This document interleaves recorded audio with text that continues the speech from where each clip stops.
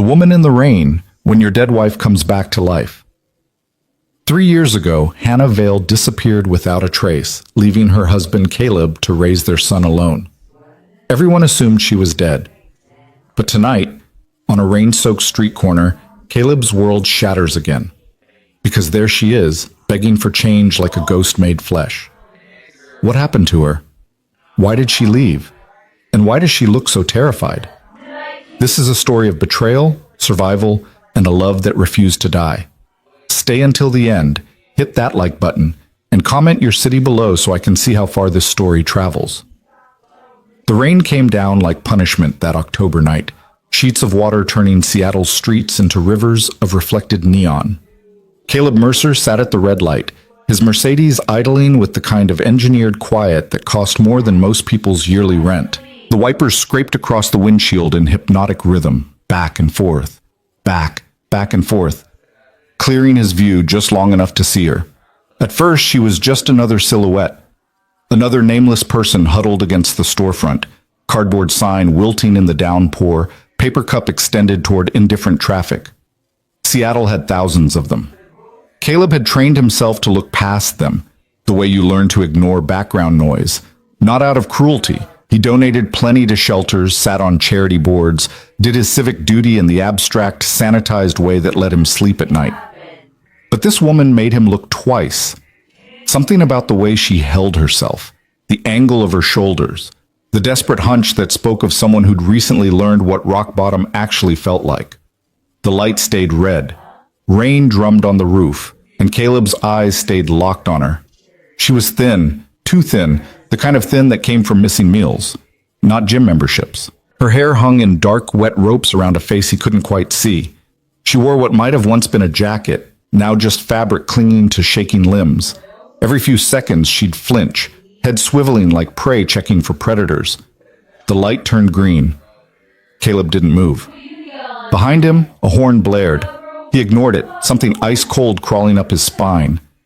The woman shifted, lifting her face toward the passing headlights, and no, that wasn't possible. Caleb's hands locked on the steering wheel, knuckles white. His heart stopped, then kicked into overdrive, each beat a hammer against his ribs. Hannah Vale, his ex-wife, the woman who'd walked out of their home 3 years ago and vanished into thin air. The woman he'd spent 6 months searching for, hiring investigators, filing missing persons reports, checking morgues. The woman he'd finally, agonizingly, learned to grieve. She was standing on a street corner, begging. Another horn, longer this time, angry. The Mercedes behind him swerved around, driver shouting something Caleb didn't hear. His entire world had narrowed to the woman on the sidewalk, to the impossible reality of her existence. She looked up at the commotion, and their eyes met through the rain-streaked glass. Recognition hit her like a physical blow. She stumbled backward, cup clattering to the wet concrete, coins scattering. Her mouth opened in what might have been a scream or a gasp, and then she ran. "Hannah!" Caleb's voice cracked as he threw the car into park, door already opening. "Hannah!" She bolted down the sidewalk, bare feet slapping against wet pavement. How had he not noticed she wasn't wearing shoes? How long had she been out here? Caleb ran after her, designer shoes sliding on slick concrete, rain instantly soaking through his $1,000 suit. She was fast, or maybe terror made her fast, darting between pedestrians who shouted in protest as she shoved past. "Hannah, wait! Please!" She cut into an alley, and Caleb followed without thinking, some distant part of his brain noting the stupidity of chasing someone into a dark Seattle alley at night. But this was Hannah. His Hannah. 3 years of grief and rage and guilt, all combusted into pure, desperate need. The alley dead-ended at a chain-link fence. Hannah hit it at full speed, fingers grabbing metal, trying to climb. But she was weak, too weak, and her hands couldn't find purchase on the wet links. "Hannah." Caleb stopped 10 feet away, hands raised, breathing hard. "Hannah, please. I'm not going to hurt you." She spun around, pressing her back against the fence, and Caleb's stomach turned to lead. Up close, she looked like someone had tried to erase her. The Hannah he remembered had been vibrant, full of life and laughter, with color in her cheeks and light in her eyes. This Hannah was a sketch of that woman, all the details rubbed away. Hollow cheeks, bruised shadows under eyes that darted everywhere except directly at him, lips cracked and bleeding, a scar running along her jawline that definitely hadn't been there 3 years ago. Don't. Her voice was raw, barely above a whisper. Don't come closer. What happened to you? The words came out broken. Where have you been? We looked for you. I looked everywhere. You shouldn't have. She was shaking so hard her teeth chattered. You should have forgotten, should have moved on. Forgotten? Caleb's voice rose despite himself. You're my wife. You're Luke's mother. You disappeared without a word, without a trace, and you think I could just... He stopped, forcing himself to breathe. Getting angry wouldn't help. Come home, please, just come home. Hannah laughed, and it was the worst sound Caleb had ever heard. Hollow, broken. Home? I don't have a home, I can't... Her eyes fixed on something over his shoulder and went wide with pure terror. Did anyone follow you? What? No, Are you sure? She grabbed his arm, fingers digging in with surprising strength. Are you absolutely sure? Did you see anyone watching? Any cars that seemed wrong? Hannah, there's no one. You don't understand. She was crying now, tears mixing with rain. You can't be seen with me. You can't. It's not safe. They'll know. They always know. And then... She covered her mouth, choking on a sob. Caleb's mind raced. Paranoia? Mental break? Or was someone actually after her? Who's they? Who are you afraid of? But Hannah just shook her head, sliding down the fence until she was sitting in a puddle, arms wrapped around her knees. You should go. Forget you saw me. Please, Caleb. If you ever love me, just go. Caleb knelt in the dirty water beside her. I'm not leaving you here. You have to. No. He shrugged off his jacket, draping it over her shaking shoulders. I left you once. I let you slip away, and I've regretted it every single day since. I'm not making that mistake again. This isn't a mistake you get to fix. She looked at him finally, really looked at him, and the anguish in her eyes nearly broke him. I left to protect you, to protect Luke. Coming back into your life will only... Protect us from what? Hannah opened her mouth, closed it, then shook her head. I can't tell you. It'll make it real again. Caleb made a decision. Maybe it was stupid. Maybe it was dangerous. But he'd spent 3 years in a fog of grief and confusion, and now the woman he'd mourned was sitting in an alley, terrified and broken, and he'd be damned if he let her disappear again. Okay, he said softly. You don't have to tell me. Not yet. But you're coming with me. Just for tonight. Get dry, get warm, get some food in you. Then, if you want to leave, I won't stop you. You don't understand what you're... I don't. You're right, but I'm asking anyway. He stood, extending his hand. Please, Hannah. Let me help. She stared at his hand for a long moment. Behind them, traffic hummed. Rain pattered endlessly. Somewhere, a siren wailed. The whole city carried on, indifferent to the fact that Caleb Mercer's entire existence had just been torn open and rearranged. Finally, with shaking fingers, Hannah took his hand. Holtz.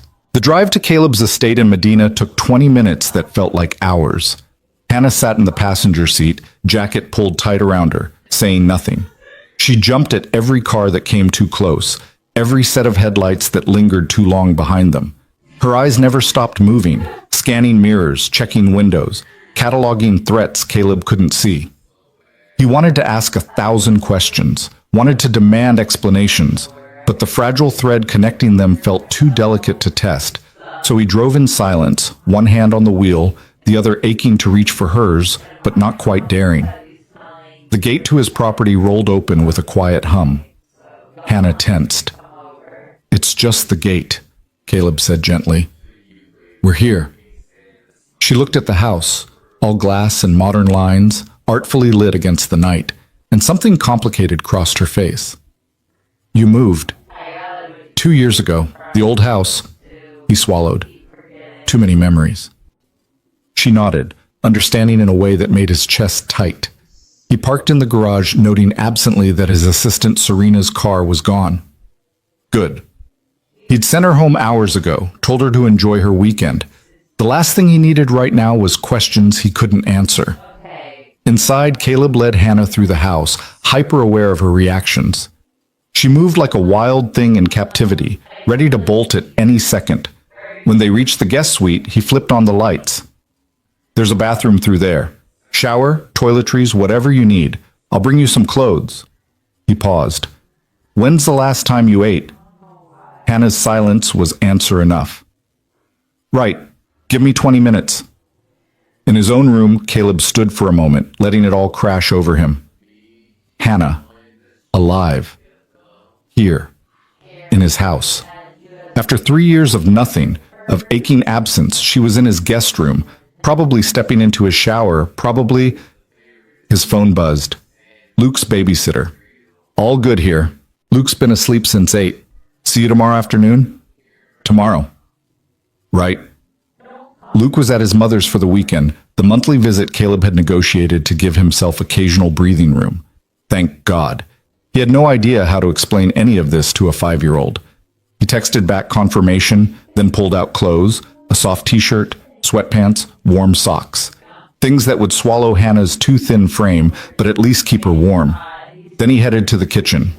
Caleb wasn't much of a cook, that's what the meal service was for, but he could manage soup. He found chicken noodle in the pantry, set it heating, made tea with trembling hands.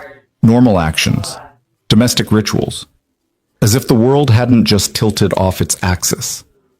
When he returned to the guest suite, Hannah was out of the shower, wearing his clothes, sitting on the edge of the bed. Her wet hair hung around her face. Without the grime and rain, he could see more damage, bruises in various stages of healing along her arms, the scar on her jaw, another along her collarbone.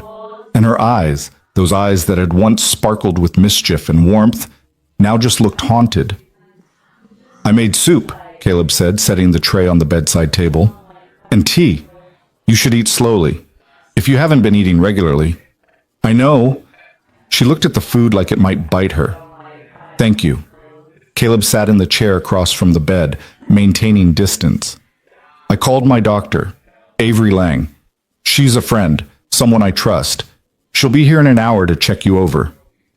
Caleb, you can't. I can. And I did. His voice was gentle but firm. You're clearly hurt, Hannah. You need medical attention. I'm fine. You're not. He leaned forward, elbows on knees. And that's okay. You don't have to be fine, but you do have to let someone help. Hannah's hands twisted in her lap. Why are you being so nice to me? I left. I abandoned you and Luke without a word. You should hate me. I did. The honesty hung between them. For a long time, I hated you. Hated what you did. The questions you left behind. The hole you tore in our lives. He met her eyes. But mostly, I hated that I couldn't stop loving you anyway. A tear slid down Hannah's cheek. She wiped it away roughly. Eat, Caleb said softly. We can talk after. She picked up the spoon with shaking hands and took a tentative sip. Then another. Within minutes, she was eating like someone who'd forgotten what food tasted like, and Caleb had to gently remind her to slow down.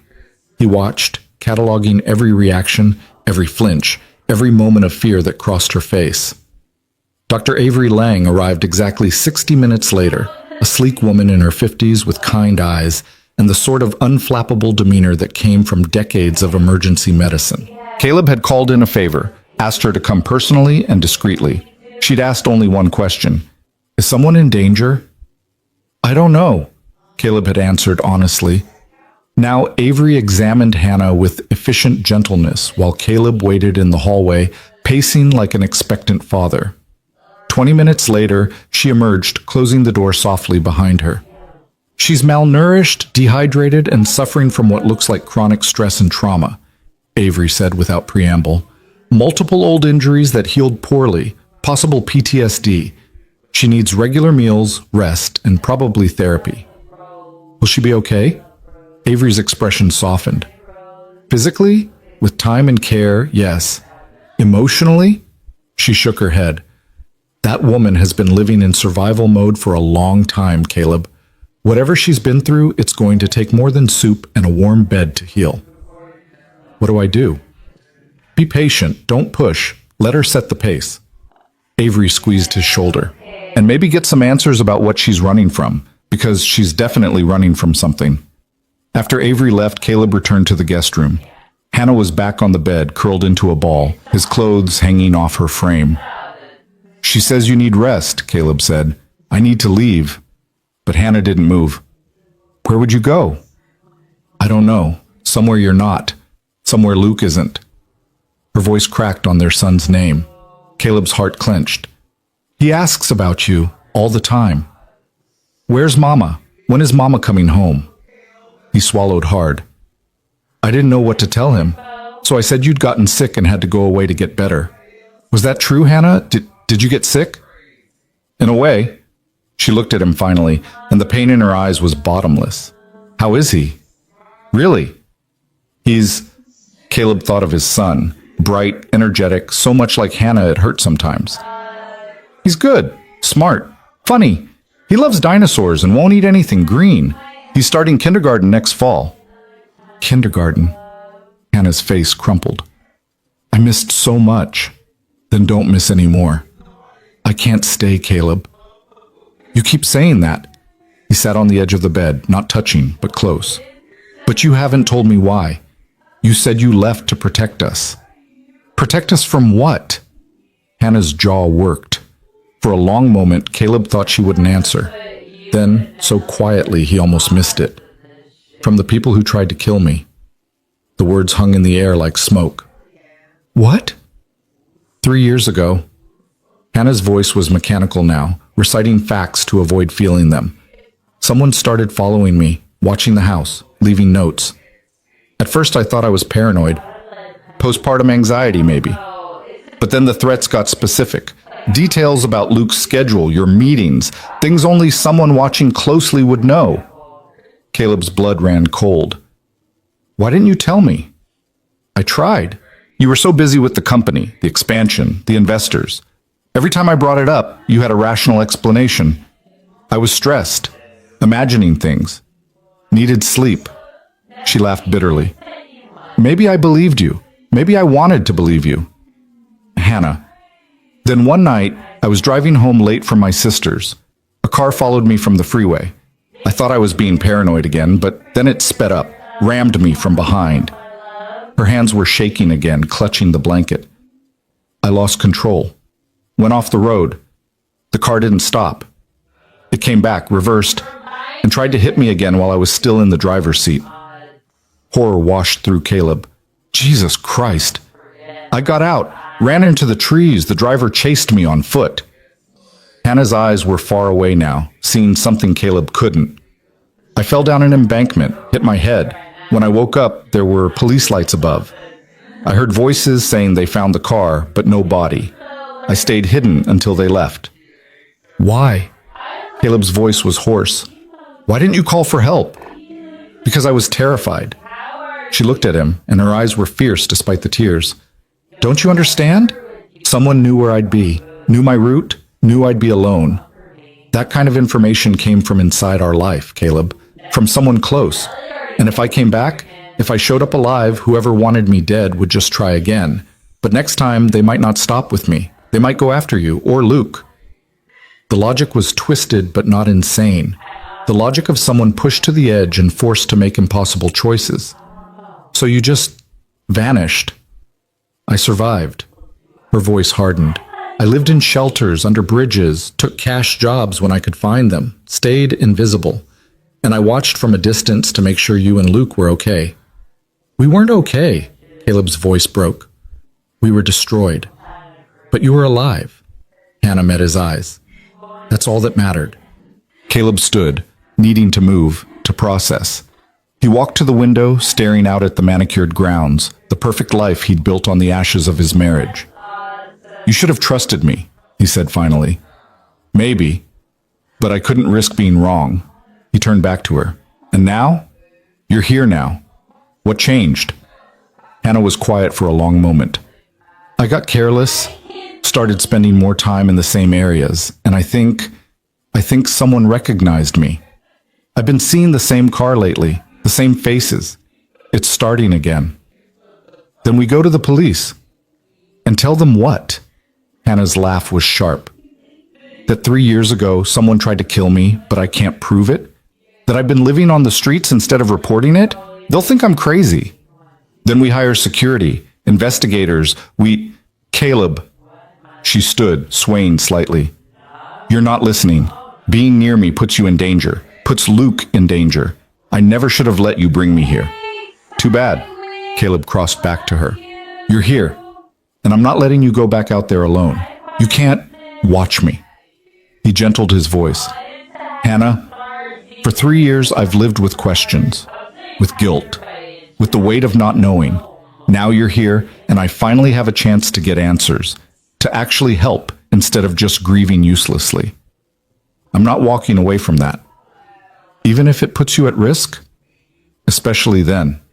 He reached out slowly, giving her time to pull away, and took her hand. Whatever's happening, we face it together. That's what we should have done 3 years ago. Hannah's composure finally shattered.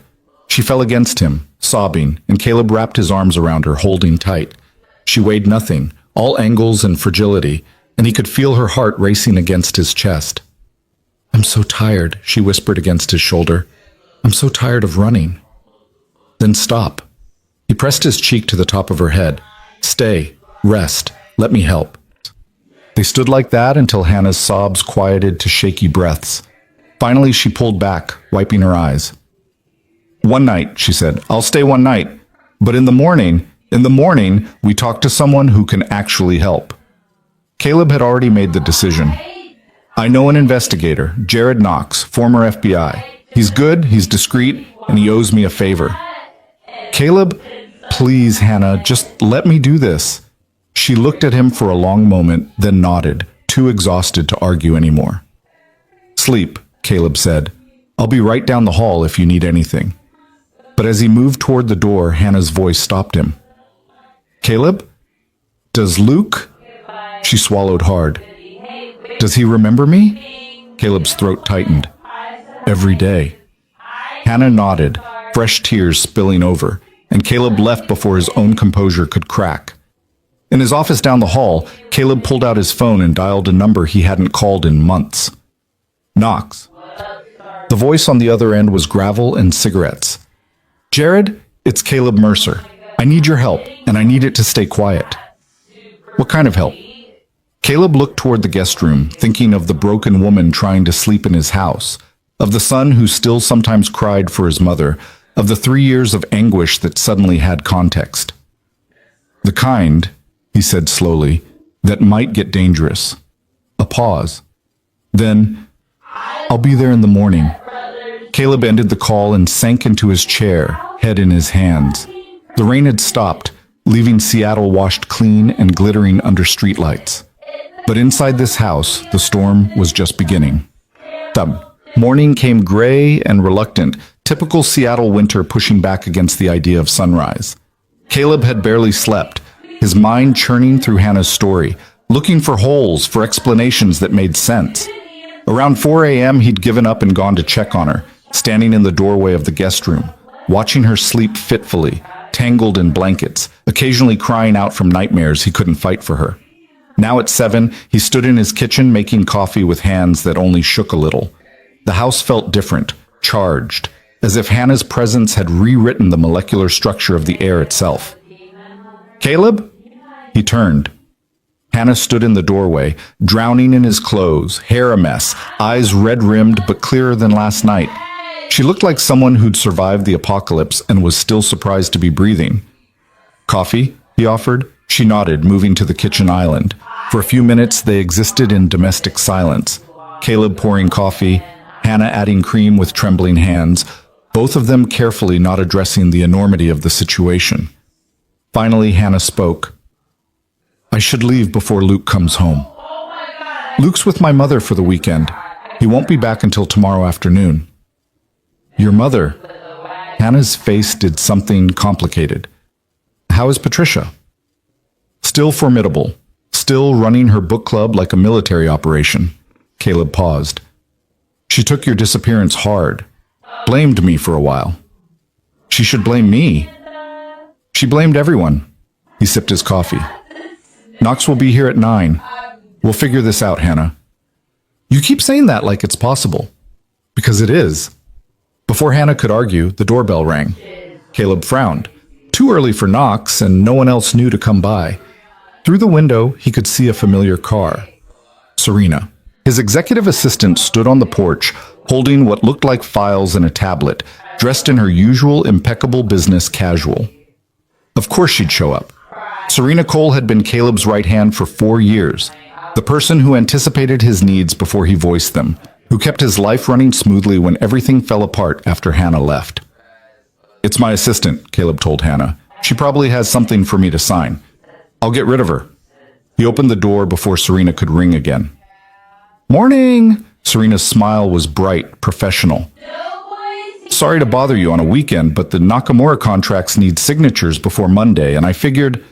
She stopped, eyes moving past Caleb into the house, to where Hannah stood in the kitchen, visible through the open floor plan, wearing Caleb's clothes. Serena's expression flickered, surprise, confusion, and something else Caleb couldn't quite read. I'm sorry, Serena said carefully. I didn't realize you had company. It's not, Caleb started, then stopped. What was he supposed to say? It's complicated. Can the contracts wait until Monday? Of course. But Serena's eyes stayed on Hannah, assessing. Although, if you need anything, I'm fine. Thank you, Serena. She nodded slowly, handed him the tablet. Then I'll just need your signature here, and I'll be out of your hair. Caleb signed quickly, hyper-aware of Hannah frozen in the kitchen, of Serena's curious gaze, of how wrong this all felt. There, he said, handing back the tablet. See you Monday. Monday. Serena smiled, but it didn't quite reach her eyes. Have a good weekend, Caleb. She left, heels clicking down the walkway, and Caleb closed the door with a sense of relief. When he turned back, Hannah was pale. She knows, Hannah whispered. Knows what? She saw someone in my house, that's all. You don't understand. If word gets out that I'm back... Hannah was breathing too fast. They'll know. Whoever's been watching, they'll know I'm here. Hannah, you're being paranoid. Am I? She grabbed his arm. I've stayed alive for 3 years by being paranoid, by trusting my instincts, and my instincts are screaming right now. Caleb wanted to argue, to tell her Serena was harmless, loyal, trustworthy. But then he thought about what Hannah had said last night, how whoever tried to kill her had inside information, had known her schedule, her routes, and Serena had been at the company back then, had access to Caleb's calendar, had known Hannah's habits from years of coordinating their lives.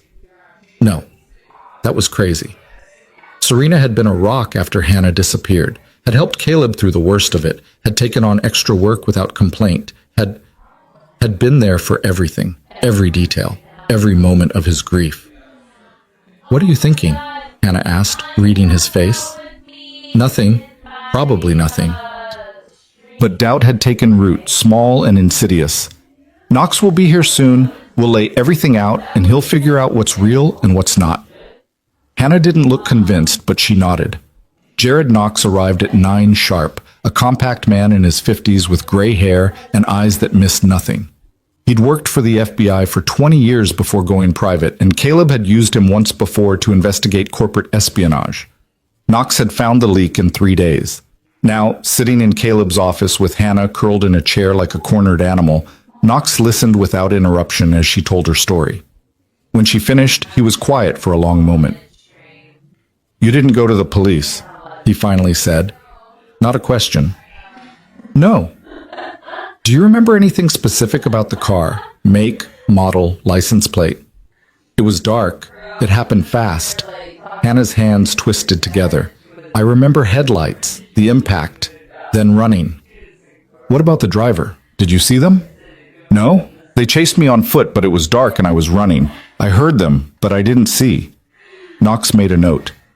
And the threats before the incident? Do you still have them? Hannah shook her head. I destroyed them. I was trying to convince myself I was imagining things. Another note. Knox looked at Caleb. 3 years is a long time. Evidence degrades, trails go cold. But I can look into the accident reports from that night, see if anything was filed. Check traffic cameras. though most footage only keeps for 90 days. He turned back to Hannah. You said you think someone's watching you again. When did that start? 2 weeks ago, maybe 3. I saw a car that seemed familiar. Then I saw it again. Different locations, but the same car. Make, model? Black sedan, generic, but it had a dent in the front bumper, right side. That's good. That's specific. Knox wrote it down. Anything else? Any other patterns? Hannah thought. There's a man. I've seen him 3, maybe 4 times in the past week. Different places, but always watching. Tall, dark jacket, baseball cap pulled low. Could be coincidence. Or it could be exactly what she thinks it is, Caleb interjected. Can you find out? I can try. Knox closed his notebook.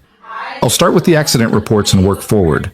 In the meantime, Mrs. Mercer, I'd advise you to stay somewhere safe. Somewhere whoever's looking for you wouldn't think to check. She's staying here, Caleb said. Knox raised an eyebrow. That might not be the best. Here, Caleb repeated firmly. Where I can keep an eye on her. Knox looked between them, then nodded. Your call. I'll be in touch. After Knox left, the house fell into uneasy quiet. Hannah retreated to the guest room, exhausted from reliving her trauma. Caleb tried to work, to focus on emails and contracts, but his mind kept circling back to one question. Who had wanted Hannah dead? And were they still out there?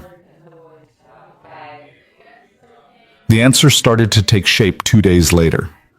Knox called on a gray Tuesday afternoon, his voice tight with something Caleb couldn't quite read. I found the accident report, Knox said without preamble. Single vehicle collision, car registered to Hannah Vale, found 20 feet down an embankment off Highway 18. No body. Police assumed she'd wandered off injured, possibly disoriented. Search went on for 3 days before being called off. Did they investigate it as a possible crime? No evidence of another vehicle, no witnesses. It was ruled accidental. Knox paused. But I pulled traffic camera footage from intersections along her route that night. Caleb's grip tightened on the phone. And there was another car, black sedan, following approximately 3 car lengths behind for the last 4 miles before the highway exit. I enhanced the footage, and Caleb, there's damage to the front bumper, right side, fresh damage. The room tilted. You're saying Hannah's telling the truth. I'm saying someone followed her, whether they caused the accident or just didn't stop to help. I can't prove yet, but the pattern matches her story. Can you identify the driver? Working on it. The plates were obscured deliberately, I think, but I'm running the make and model through registrations, cross-referencing with people in your and Hannah's social circle from that time. Another pause. Caleb, I need you to make a list.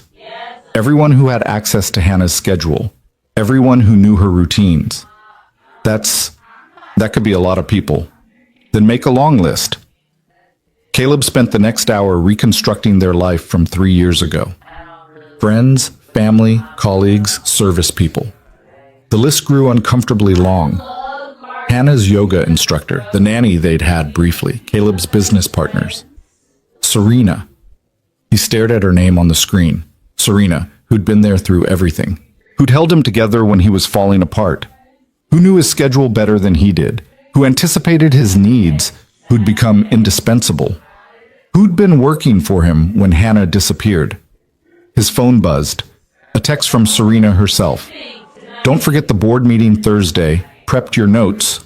Thoughtful, efficient, perfect as always. Caleb deleted the text and went to find Hannah. She was in the garden.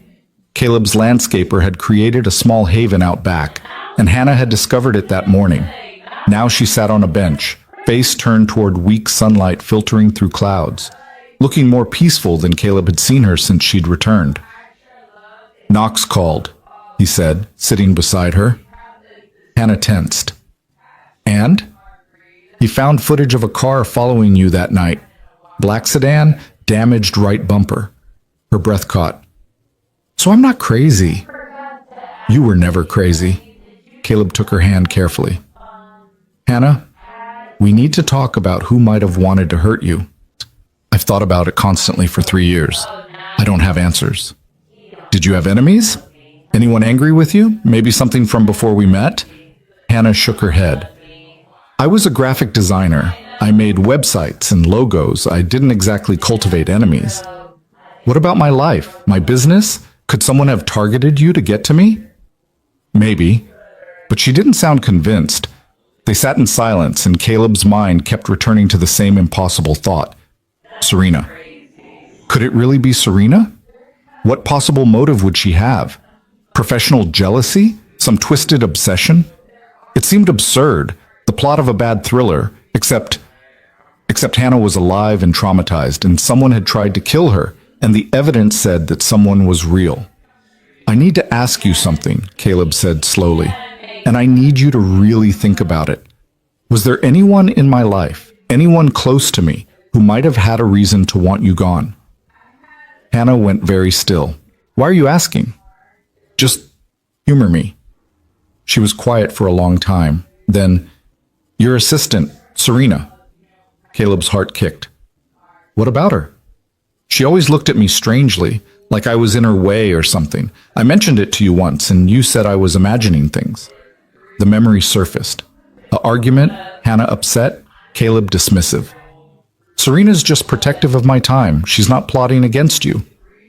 What made you think that? Caleb asked. Little things. The way she'd schedule meetings during family time, how she'd forget to pass along my messages. Once, I walked into your office and she was sitting in your chair, and when she saw me, she looked guilty. Or maybe angry. I couldn't tell. Hannah met his eyes. You thought I was being paranoid then too. I'm sorry. Don't be sorry. Just tell me why you're asking now. Caleb hesitated, then decided honesty was the only option. Because Serena had access to your schedule. She knew your routines. She was there when you disappeared, and she's still here now. Hannah's face went white. You think it was her? I think we can't rule it out. Caleb, if it was her, if she's been close to you this whole time. Hannah stood abruptly. You're in danger. Luke's in danger. I need to leave. Now. No. Caleb stood too, catching her hands. We're not running. Not anymore. If it is Serena, we'll prove it. And if it's not, we'll find out who it really is. But we do it together. Hannah searched his face, and Caleb could see her wavering between terror and desperate hope. Together, he repeated. I promise. Finally, she nodded. What neither of them saw was the car parked 3 houses down, its driver watching through tinted windows, phone pressed to ear, speaking in low, urgent tones. Everything was about to get much worse. The next morning, Caleb woke to find Hannah already awake, sitting at the kitchen counter with a cup of coffee that had gone cold hours ago. Dark circles shadowed her eyes, evidence of another sleepless night battling demons he couldn't see. You should try to rest, Caleb said, pouring himself coffee, the routine of it almost absurd given the circumstances. Can't. Hannah's voice was hoarse. Every time I close my eyes, I'm back in that car, hearing the impact, feeling it flip, or I'm running through the woods with footsteps behind me. She looked at him. How do you sleep, knowing someone might be watching? I don't know if anyone's watching. But you suspect. Caleb couldn't deny it. The thought of Serena, efficient, loyal Serena, as some kind of obsessed villain seemed ludicrous in daylight. Yet the seed of doubt had taken root, growing wild tendrils through every memory he had of the past 3 years. His phone buzzed. Knox. I need you both to come to my office, the investigator said without preamble. I found something. 20 minutes later, they were driving through Seattle's gray streets. Hannah pressed against the passenger door, like she might need to jump out at any second. She'd insisted on wearing a baseball cap pulled low, sunglasses despite the overcast sky, a borrowed jacket with the collar turned up. You think anyone's following us? She asked, eyes on the side mirror. Caleb checked his rear view. I don't see anyone. That doesn't mean they're not there. Knox's office was in a nondescript building in Capitol Hill, the kind of place that looked like it housed accountants or insurance adjusters. Inside, the space was spare. Desk, filing cabinets, a wall of monitors showing security feeds. Sit, Knox said, gesturing to chairs. He looked like he'd slept as little as Hannah. I've been going through traffic footage, cross-referencing with the list you gave me, and I found something interesting. He pulled up an image on his computer, Grainy traffic camera footage, timestamp showing 3 years and 2 months ago. A black sedan, front bumper clearly damaged, stopped at a red light. This is from 2 days after Hannah's accident, Knox said. Same car, same damage pattern. I enhanced the image as much as I could, and he clicked to zoom in on the driver's side window. The angle was wrong to see the driver's face clearly, but Caleb could make out one detail, a hand resting on the steering wheel. And on that hand, even in the grainy footage, a distinctive mark was visible. A crescent-shaped scar. Do you recognize this? Knox asked. Caleb's mouth went dry. He did recognize it. He'd seen it 1,000 times, usually holding a tablet or coffee cup or pen. Serena's hand. Serena's scar, the one she'd gotten in college from a bicycle accident, a story she'd told him once over late-night Chinese takeout while they worked on a merger. That's... He couldn't finish the sentence. Hannah leaned forward, studying the image. That's your assistant's hand, isn't it? I remember that scar. She told me some story about it at a company party once. Knox's expression was grim. I ran the car's description through DMV records for everyone on your list. Serena Cole owned a black sedan matching this description. She sold it 3 weeks after Hannah's accident. For scrap. The room tilted. Caleb gripped the arms of his chair, trying to process what he was hearing. This doesn't prove she was driving, he said, voice shaking. Someone could have borrowed her car, or... Caleb, Knox's tone was gentle but firm. I also pulled her phone records from that time period. On the night of Hannah's accident, her phone pinged off cell towers along Highway 18, the same route Hannah took, at the same time. Hannah made a small, wounded sound. Caleb reached for her hand instinctively. Why? The word came out broken. Why would Serena want to hurt Hannah? That's what we need to find out. Knox pulled out another folder. I did some digging into Serena's background. She started working for you 4 years ago, correct? Yes, she had excellent references, an MBA from a good school. She was perfect for the position. Did you know she applied to work for you 3 times before you finally hired her? Caleb frowned. No, I never saw previous applications. Because they went through your old HR manager, who rejected them. Serena kept trying until there was an opening she could slip through. She was very persistent about working specifically for you. Knox slid a paper across the desk. I also found this. It was a printout of a social media post from 6 years ago, before Caleb had hired Serena, before he'd even heard her name. The post was from a professional networking site, a comment thread about successful young CEOs. And there, in the comments, was Serena's profile photo and a post that made Caleb's skin crawl. Caleb Mercer is exactly the kind of visionary leader I'd love to work for. Driven, intelligent, and clearly someone who values loyalty. One day, I'll be part of his success story. She was obsessed with you, Hannah whispered, even before she worked for you. Obsessed is a strong word, Knox said. But fixated? Definitely. I found dozens of similar posts, articles she'd commented on, professional events she'd attended just because you were speaking. She'd been following your career for years. Caleb felt sick. All those late nights, all those times Serena had stayed to help with projects, had brought him coffee exactly how he liked it, had seemed to read his mind. He'd thought it was professional dedication, exceptional service. He'd never considered it might be something darker. There's more, Knox continued. After Hannah disappeared, Serena's social media activity changed. Before, it was all professional. After, she started posting more personal content, pictures from your office, comments about supporting someone through difficult times. She never mentioned you by name, but the context was clear. She was acting like she was part of his life, Hannah said, like she belonged there. In her mind, maybe she did. Knox pulled out one last document. This is a bank statement from Serena's account. 3 weeks after Hannah's accident, she made a large cash deposit, $5,000. No clear source. You think someone paid her? Caleb asked. Or she paid someone. Either way, that kind of cash movement right after an attempted murder is suspicious. The word hung in the air. Murder. Not accident. Not random violence. Murder. What do we do? Hannah's voice was small, scared. If she knows I'm alive, if she knows I'm back, we need proof, Knox said. Real proof, not circumstantial evidence. Something that would hold up in court. How do we get that? Caleb demanded. We make her think she's safe, that you don't suspect anything. Knox looked at Caleb. You go to work tomorrow, act normal, be friendly with Serena. Meanwhile, I'll work on getting a warrant to search her current vehicle, her home. If she's been watching Hannah recently, there might be evidence. And if she tries something? Hannah gripped Caleb's hand so hard it hurt. That's why you're not going to be alone. Knox pulled out a business card. I'm assigning you protection, former Secret Service. She'll blend in, stay close, and make sure nothing happens.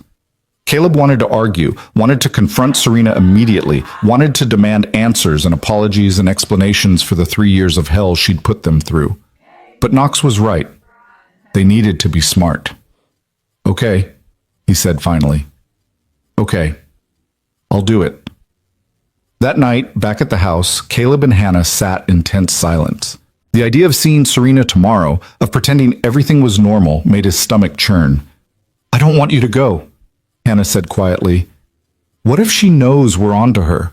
What if she does something? Knox will have people watching. I'll be safe. You don't know that. Caleb turned to face her. 3 years ago, you made a choice to protect Luke and me by disappearing. Now I'm making a choice to protect you by facing this head on. Please, let me do this. Hannah's eyes filled with tears. I can't lose you. I just got you back. You're not going to lose me. He cupped her face gently. I promise.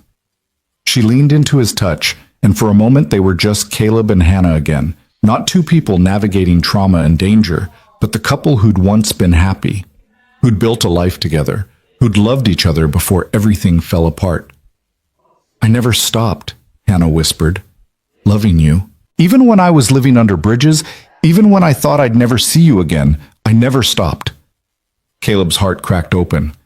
I never stopped either. I tried. I dated. I went through the motions, but nothing felt right because it wasn't you. We can't just pick up where we left off. I know, but maybe we can start something new. Hannah kissed him then, soft and tentative, and Caleb kissed her back, careful of her bruises, her fragility, the tender broken parts of her that might never fully heal. When they pulled apart, both had tears on their faces. Tomorrow, Caleb said. We get through tomorrow. Then we figure out the rest. The next morning came too fast. Caleb dressed for work, suit, tie, the armor of professional success, while Hannah watched from the bed. Remember, she said, act normal. Don't let her see anything different. I know. And if anything feels wrong, I'll leave, I promise. He bent to kiss her forehead. Knox's agent will be here in an hour. Her name's Martinez. She'll stay with you. Hannah nodded, but her hands twisted the blanket anxiously. At the office, Caleb's tech company hummed with its usual controlled chaos. Developers clustered around monitors, project managers rushed between meetings, and everything seemed absurdly normal. How could the world just keep spinning when his had been blown apart? Morning, Serena appeared at his elbow, tablet in hand, smile bright. You're 15 minutes early. That's unusual. Caleb forced himself to smile back. Couldn't sleep. Figured I'd get a jump on the day. Well, you've got the board meeting at 10, lunch with the Nakamura team at noon, and the press briefing at 3. She rattled off his schedule with her usual efficiency. I also took the liberty of preparing talking points for the briefing. They're on your desk. Thank you, Serena. You're always so thorough. Just doing my job. She tilted her head, studying him. Are you okay? You seem distracted. Every instinct screamed at him to confront her, to demand answers. Instead, Caleb shrugged. Just tired. Luke's been having nightmares, makes for long nights. Poor thing. Is he okay? He will be. Caleb moved toward his office. I'll look over those talking points. The morning crawled by in agonizing slow motion. Caleb sat through meetings, smiled at appropriate times, made decisions about products and strategies, all while his mind spun with questions. When had Serena's dedication crossed into obsession? Had there been signs he'd missed? And most terrifying, what was she planning now? At 11:30, Serena brought him coffee, setting it on his desk with her usual precision. Vanilla latte, 2 pumps, extra hot, she said. Just how you like it. Caleb stared at the cup, paranoia flooding through him. Would she really try to poison him at work? That seemed crazy. But then, attempting to murder someone also seemed crazy, and she'd apparently done that. Thanks, he said, not touching the coffee. Actually, I'm trying to cut back on caffeine. Doctor's orders. A flicker of something crossed Serena's face. Disappointment? Annoyance? But it was gone so fast Caleb thought he might have imagined it. Of course. I'll bring you water instead. Don't worry about it. I'll grab some later. After she left, Caleb dumped the coffee in his office plant, feeling ridiculous and terrified in equal measure. His phone buzzed. Knox. Warrant approved. Searching her apartment now. Keep her busy. Caleb's pulse spiked. They were actually doing this. In Serena's home right now, looking through her things, searching for evidence of attempted murder. He forced himself to focus on work, to review documents and respond to emails. At 12:15, Serena appeared again. The Nakamura team is running late. They asked to push lunch to 12:30. That's fine. Also, she hesitated. I wanted to apologize if I made things awkward on Saturday. Showing up unannounced like that. Caleb's blood went cold. What do you mean? I saw you had a guest. A woman. Serena's smile was careful, neutral. I should have called first. Oh, right. That was just... Think, Caleb. An old friend going through a rough patch. I was helping her out. That's very kind of you. Serena's eyes were sharp, assessing. Is she still staying with you? Every alarm in Caleb's head went off. This was dangerous territory, but lying might be worse. For a few more days, until she gets back on her feet. Of course. Serena nodded, but something in her expression had changed, hardened. You've always been generous with people who need help. The way she said it made Caleb's skin crawl. His phone buzzed again. Knox. Found something. Get out. Now. Caleb stood abruptly. You know what? I'm not feeling well. Cancel the Nakamura lunch. Tell them I'll reschedule. Serena blinked. Are you sure? This meeting's been on the books for weeks. I'm sure. I need to go home. I can drive you... No. The word came out too sharp. Caleb softened it with a forced smile. No, thank you. I'll be fine. Just need to rest. He grabbed his jacket, already moving toward the door. Behind him, he could feel Serena's eyes following, calculating. In the parking garage, Caleb's hands shook as he unlocked his car. He'd barely slid into the driver's seat when his phone rang. What did you find? He demanded. Photos, Knox said grimly. Hundreds of photos of you, going back years, some from before she worked for you, and recent ones, including several of Hannah from the past 2 weeks. Ice flooded Caleb's veins. She's been following Hannah. Not just following, obsessing. There's a whole wall dedicated to tracking her movements, times, locations, patterns. And Caleb, there's a gun, registered legally, but she's got it, and based on the ammunition we found, she knows how to use it. Caleb's vision swam. Is Hannah safe? Martinez is with her, but you need to get home. Now. Caleb was already pulling out of the parking space when he saw it. Serena's car, parked 3 spaces down. And she was sitting in it, watching him. Their eyes met through the windshield. For a long moment, neither moved. Then Serena smiled. Not her professional smile, but something else. Something triumphant and terrible. She knew that he knew. Caleb floored it, tires squealing as he raced toward the exit. In his rearview mirror, he saw Serena's car start up, begin to follow. Knox, Caleb said, phone on speaker. She's following me. Don't go home, not directly. Lead her away from Hannah. Where do I go? Anywhere public. Shopping center, police station, anywhere with cameras and people. Caleb ran a red light, horn blaring from a car he'd nearly hit. Serena followed, maintaining distance but definitely pursuing. His mind raced. The police station was 10 minutes away. But first he needed to warn Hannah. He called home. Martinez answered on the first ring. Where's Hannah? Caleb demanded. Right here. What's wrong? Serena knows. She's following me. Knox found evidence, photos, a gun, everything. You need to lock down the house. Don't let anyone in. Understood. We're secure. Caleb ended the call and focused on driving. Serena's car was closer now, weaving through traffic with surprising aggression. At a stoplight, she pulled up beside him. When Caleb glanced over, she was looking right at him, phone pressed to her ear, lips moving. Who was she calling? The light changed. Caleb accelerated, taking a sudden right turn without signaling. Serena followed. He turned again, trying to lose her in the maze of downtown streets, but she matched every move. Knox, she's not backing off. I've got police en route to intercept. Just keep moving. Caleb spotted a parking garage ahead, one of those massive downtown structures always full of cars and people. He swerved into it, taking the entrance too fast, his expensive sedan scraping against the concrete barrier with a sound that made him wince. Up and up he drove, spiraling through levels of parked cars. Behind him, Serena's headlights stayed constant. On the fourth level, Caleb pulled into a space, killed the engine, and jumped out. Serena parked 20 feet away. For a moment, they just stared at each other across the dim concrete expanse. Then she got out of her car, and Caleb saw she was holding something. The gun. Caleb, her voice echoed in the parking garage. We need to talk.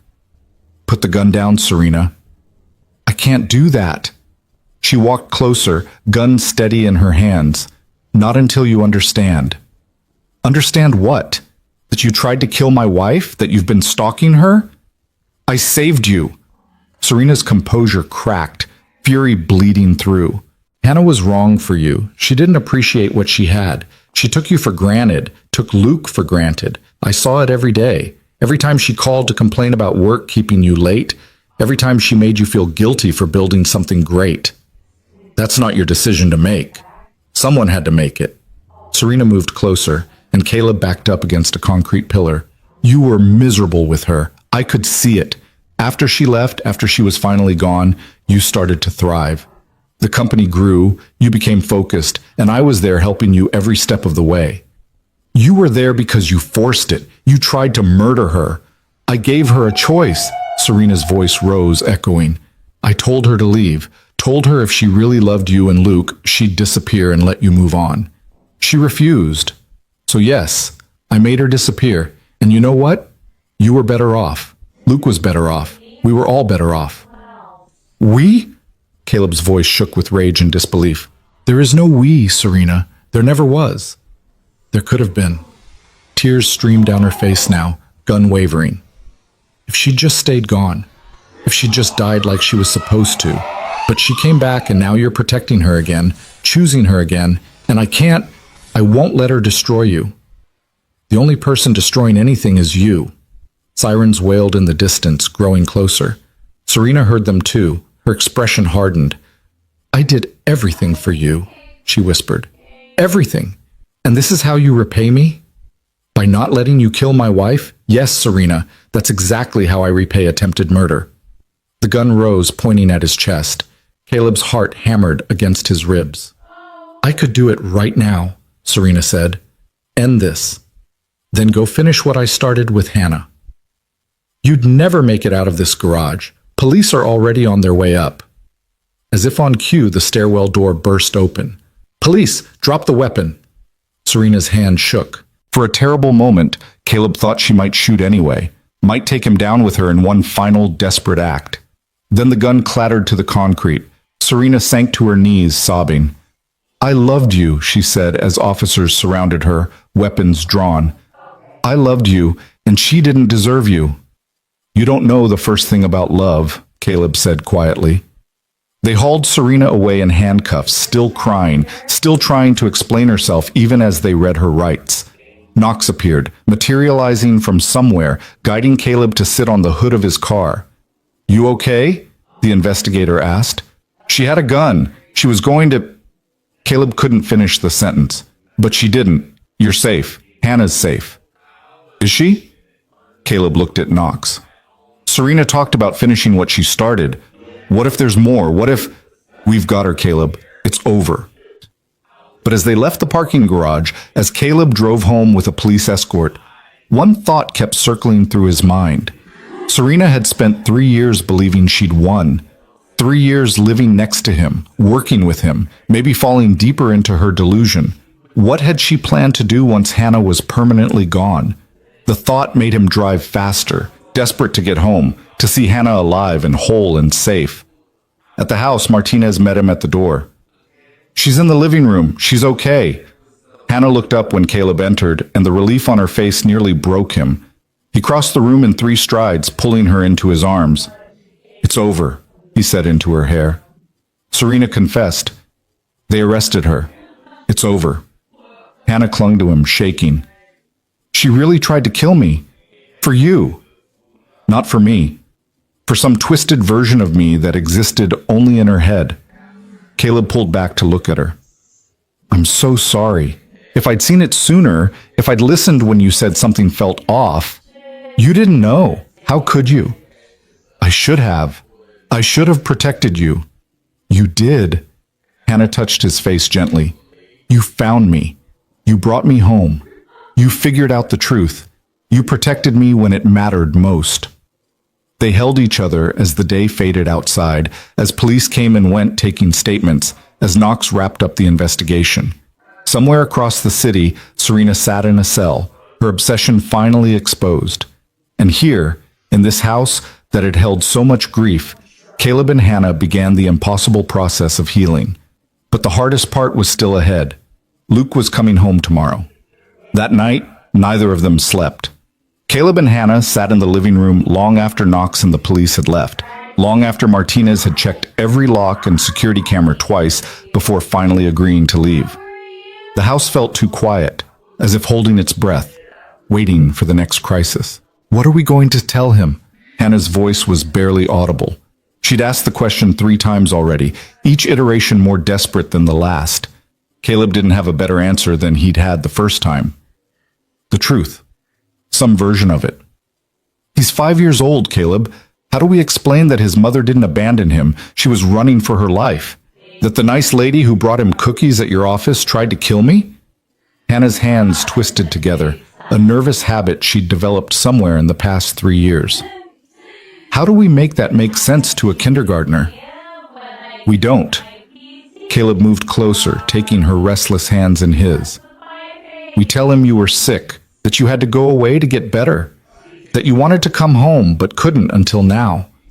That's a lie. It's a kindness." He squeezed her fingers gently. "Luke doesn't need the whole truth, not yet. Maybe not ever. He just needs to know his mother loves him and that she's here now." Hannah's eyes filled with tears for what felt like the 100th time that day. "What if he doesn't remember me?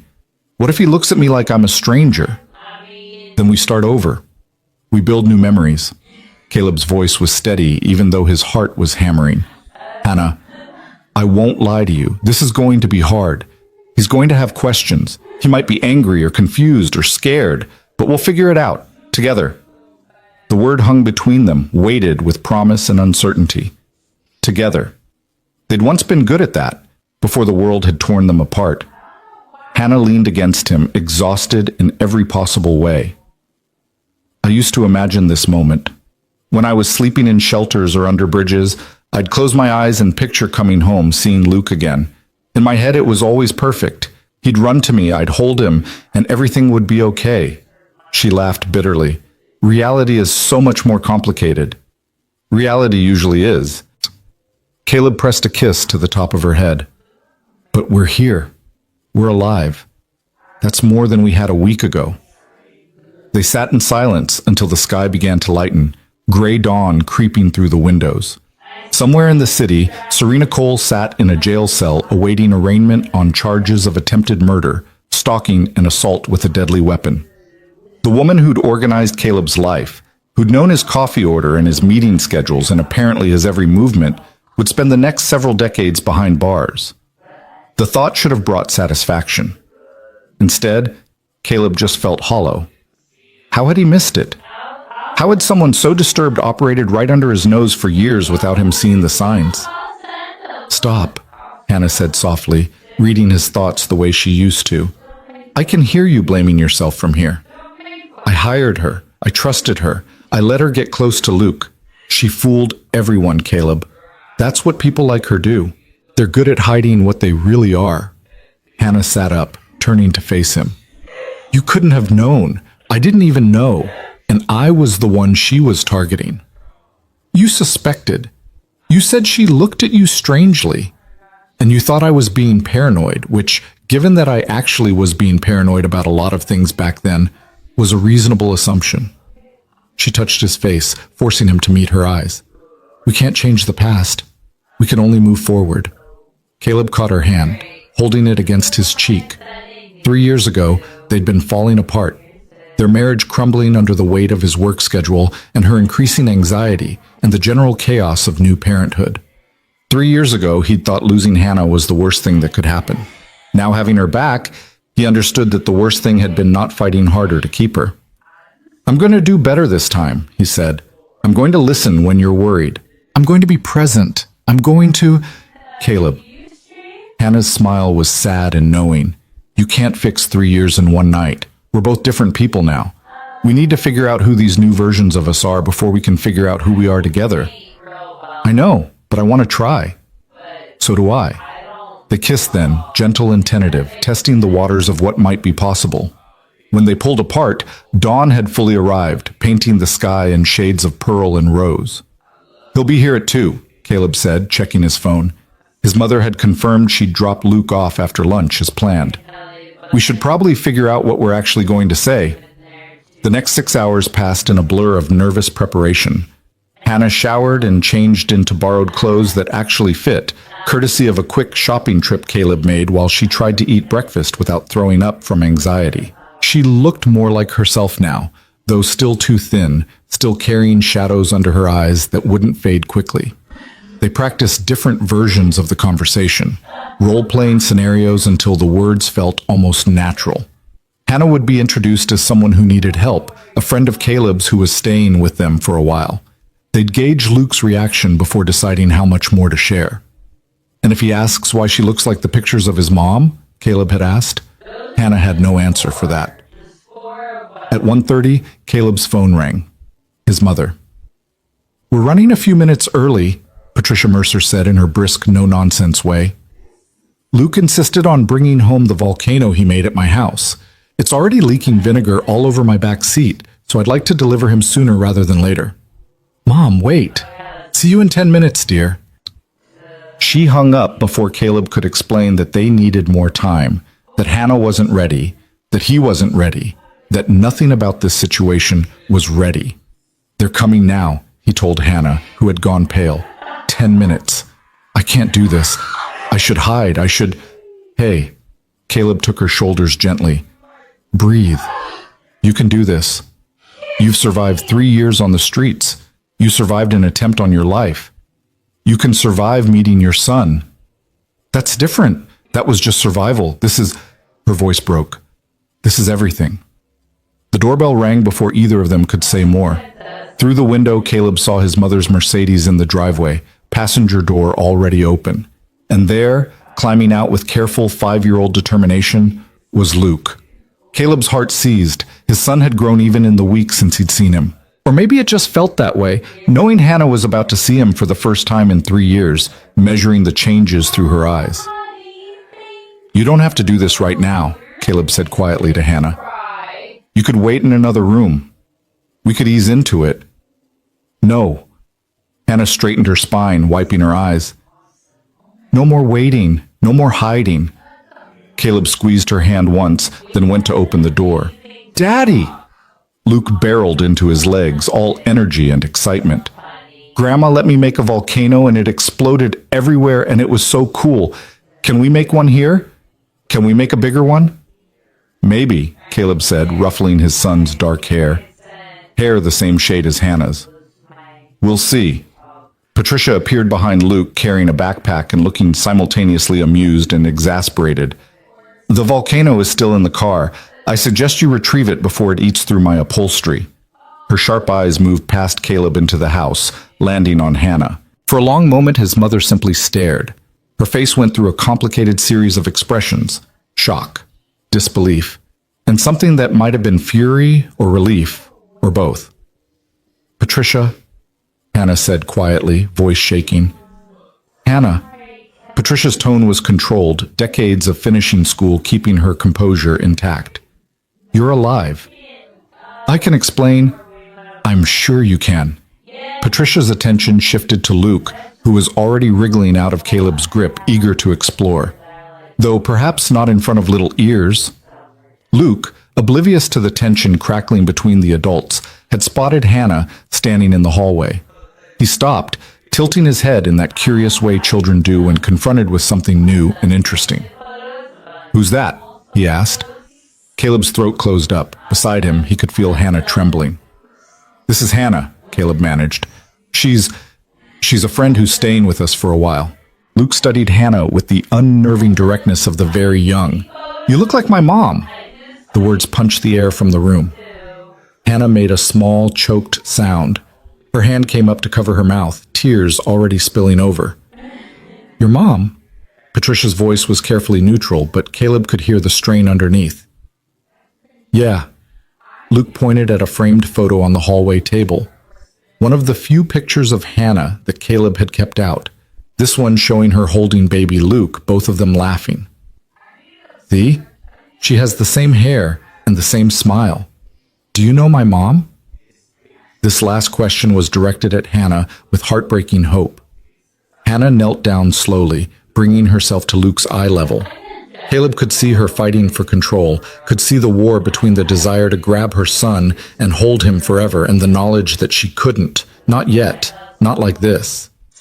"I knew her," Hannah said, voice barely steady. "A long time ago. We were very good friends. Where is she now?"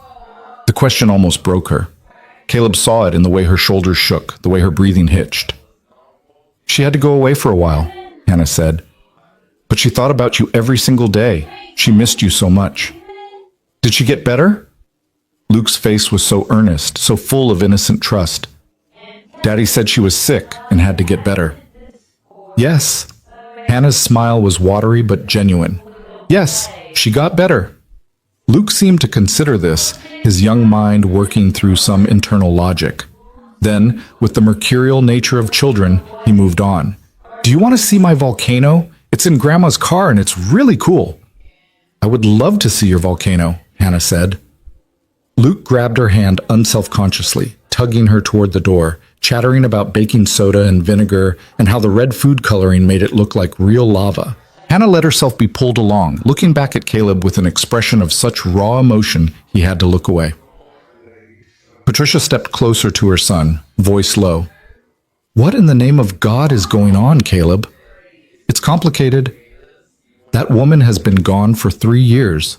3 years of watching you fall apart, of watching that little boy cry for his mother, of wondering if she was dead in a ditch somewhere. And now she's here, in your house, and you're introducing her as a friend. Mom, don't you dare mom me." Patricia's composure was cracking. Where has she been? Why did she leave? And why are you letting her anywhere near Luke before getting answers? "I have answers." Caleb met his mother's furious gaze. "She didn't leave because she wanted to. She left because someone tried to kill her, and she thought disappearing would keep Luke and me safe." Patricia's anger transformed into shock.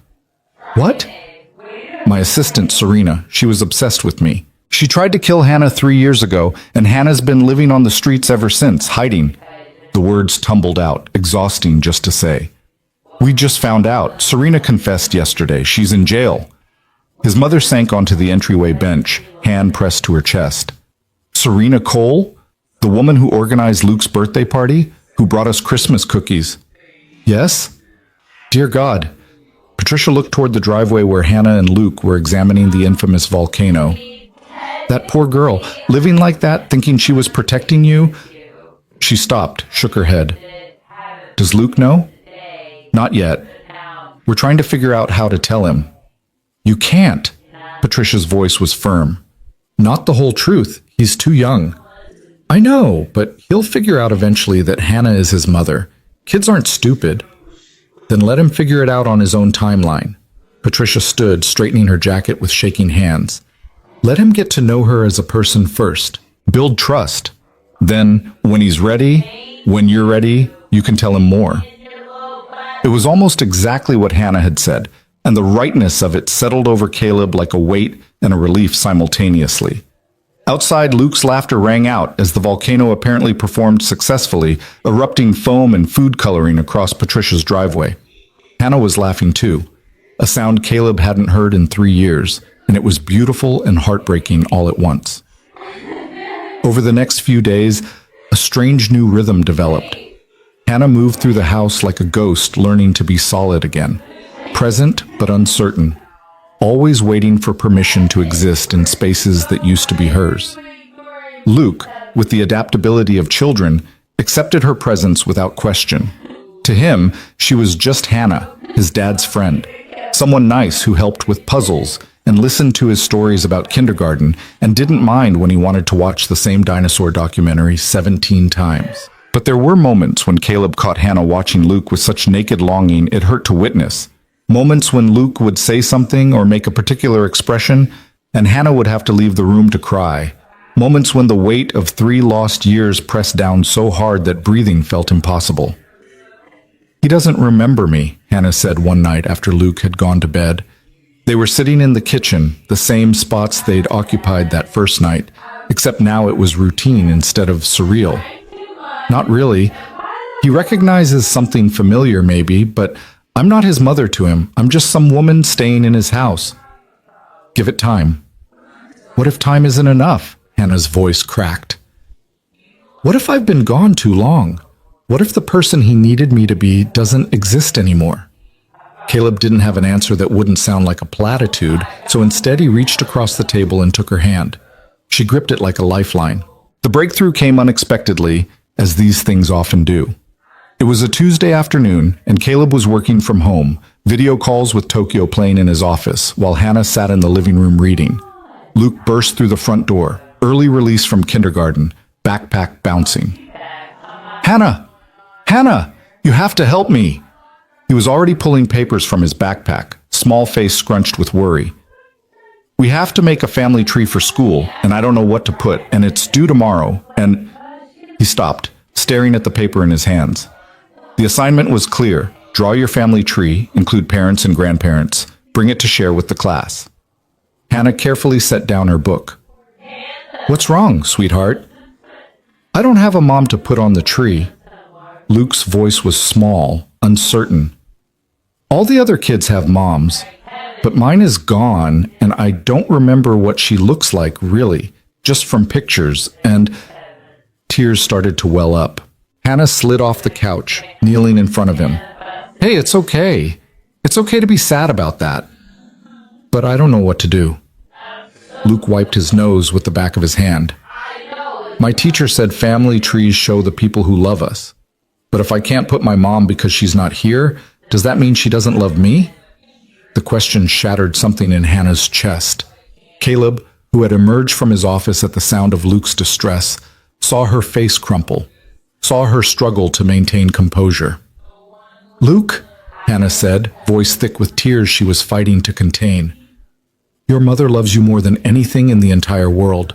She never stopped loving you, not for one single second." "But how do you know?" The logic of a 5-year-old demanding proof. "You said you were her friend, but that was a long time ago. Maybe she forgot about me." She didn't forget. Hannah was crying now, unable to stop. "She could never forget you. You were the best thing that ever happened to her. Every day she was gone, she thought about you. She wondered if you were happy, if you were healthy, if you knew how much she loved you." Luke stared at her, something shifting in his young face. "Why are you crying?" "Because—" Hannah's voice broke completely. She looked at Caleb, desperate, asking permission for something she couldn't quite name. Caleb nodded. Hannah took a shaky breath, reaching out to cup Luke's face gently. "Because I'm your mother, Luke. I'm her. I'm the one who's been gone. And I am so, so sorry." The silence stretched impossibly long. Luke's eyes went wide, processing, his young mind working through this enormous revelation. "You're my mom?" His voice was barely a whisper. "Yes." "But Daddy said you were sick, that you had to go away." "I was sick. In a different way than you might think. But I had to leave to keep you safe. I didn't want to. I never wanted to leave you. Luke's face worked through a series of expressions: confusion, hurt, anger, hope. Emotions too big for such a small person to contain. Then, suddenly, he was crying too, and Hannah pulled him into her arms for the first time in 3 years. "I missed you," Luke sobbed into her shoulder. "I missed you so much, and I thought you didn't want me anymore." "Oh, baby, no, no, I always wanted you. Always, you're my whole heart." Hannah held him tight, rocking slightly, years of suppressed maternal instinct flooding through her. "I'm here now. I'm here and I'm not leaving, not ever again." Caleb watched them, his own vision blurring. This moment they'd been so afraid of, this truth they'd tried to manage and control, had happened naturally, messily, perfectly. Luke didn't need careful explanations or age-appropriate language. He just needed to know his mother loved him. After a long time, Luke pulled back, wiping his eyes. "Can you help me with my family tree now?" Hannah laughed, the sound watery but genuine. "Yes. Yes, I can absolutely help you with your family tree."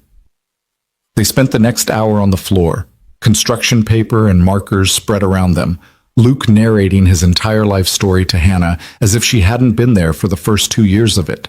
Hannah listened to every word, memorizing details, asking questions, piecing together the child her baby had become. Caleb made dinner while they worked, listening to Luke's chatter and Hannah's responses, the sound of it almost aggressively normal. This was what he'd lost 3 years ago. Not just Hannah, but this. The noise and chaos and beauty of a family being a family. At bedtime, Luke asked Hannah to read him a story, then another, then a third, clearly testing the limits of this new reality, seeing if she'd really stay. "One more," he bargained as Hannah closed the third book. "It's already way past your bedtime, buddy," Caleb said from the doorway, "but I want Mom to read another one." Mom. The word hung in the air, precious and powerful. Hannah's eyes filled with fresh tears. "How about I read you one more, but then you have to sleep," Hannah negotiated. "And I promise I'll read to you again tomorrow night, and the night after that, and every night for as long as you want." "Promise?" "I promise." Satisfied, Luke settled back against his pillows while Hannah read a story about a lost bear finding his way home. When she finished, Luke was already half asleep, but he reached out to grab her hand. "I'm glad you got better, Mom," he mumbled. "I'm glad you came home." Hannah pressed a kiss to his forehead, breathing in the little boy's smell of him. Shampoo and outside and something uniquely Luke. "Me too, baby. Me too." In the hallway, after Luke's door was safely closed, Hannah fell apart. Caleb caught her, holding her while she sobbed, years of grief and guilt and relief pouring out of her. "He called me Mom," she gasped between sobs. "He called me Mom, and he meant it, and I don't deserve—" "You deserve everything," Caleb said fiercely. "You deserve him, and he deserves you, and we're going to make this work." "How?" "I don't know how to be a mother anymore. I don't know his routines or his favorite foods or what scares him at night. I missed everything, Caleb, everything." "Then we'll teach you." He pulled back to look at her. "Hannah, you don't have to know everything. You just have to be present. That's all any parent does. Show up and try their best and hope it's enough." She nodded against his chest, exhausted in every possible way. That night marked a shift. Luke, having claimed Hannah as his mother, proceeded to incorporate her into his life with the matter-of-fact efficiency of childhood. He wanted her at breakfast, wanted her opinion on his outfits, wanted her to see his artwork and hear about his day and fix his snacks exactly right. It was overwhelming and beautiful, and occasionally too much for Hannah, who would sometimes need to retreat to the guest room to breathe through panic attacks triggered by the enormity of second chances. But she kept showing up, kept learning, kept trying. 2 weeks after that first night, Dr. Avery Lang returned for a follow-up visit. Hannah's physical health had improved dramatically. Regular meals and safe sleep worked miracles, but the trauma ran deeper than bruises and malnutrition. "You need to talk to someone," Avery said gently. "A therapist who specializes in PTSD. What you went through doesn't just go away because you're home now." "I know," Hannah said quietly. They were sitting in the living room, Luke at school, Caleb at a meeting he couldn't reschedule.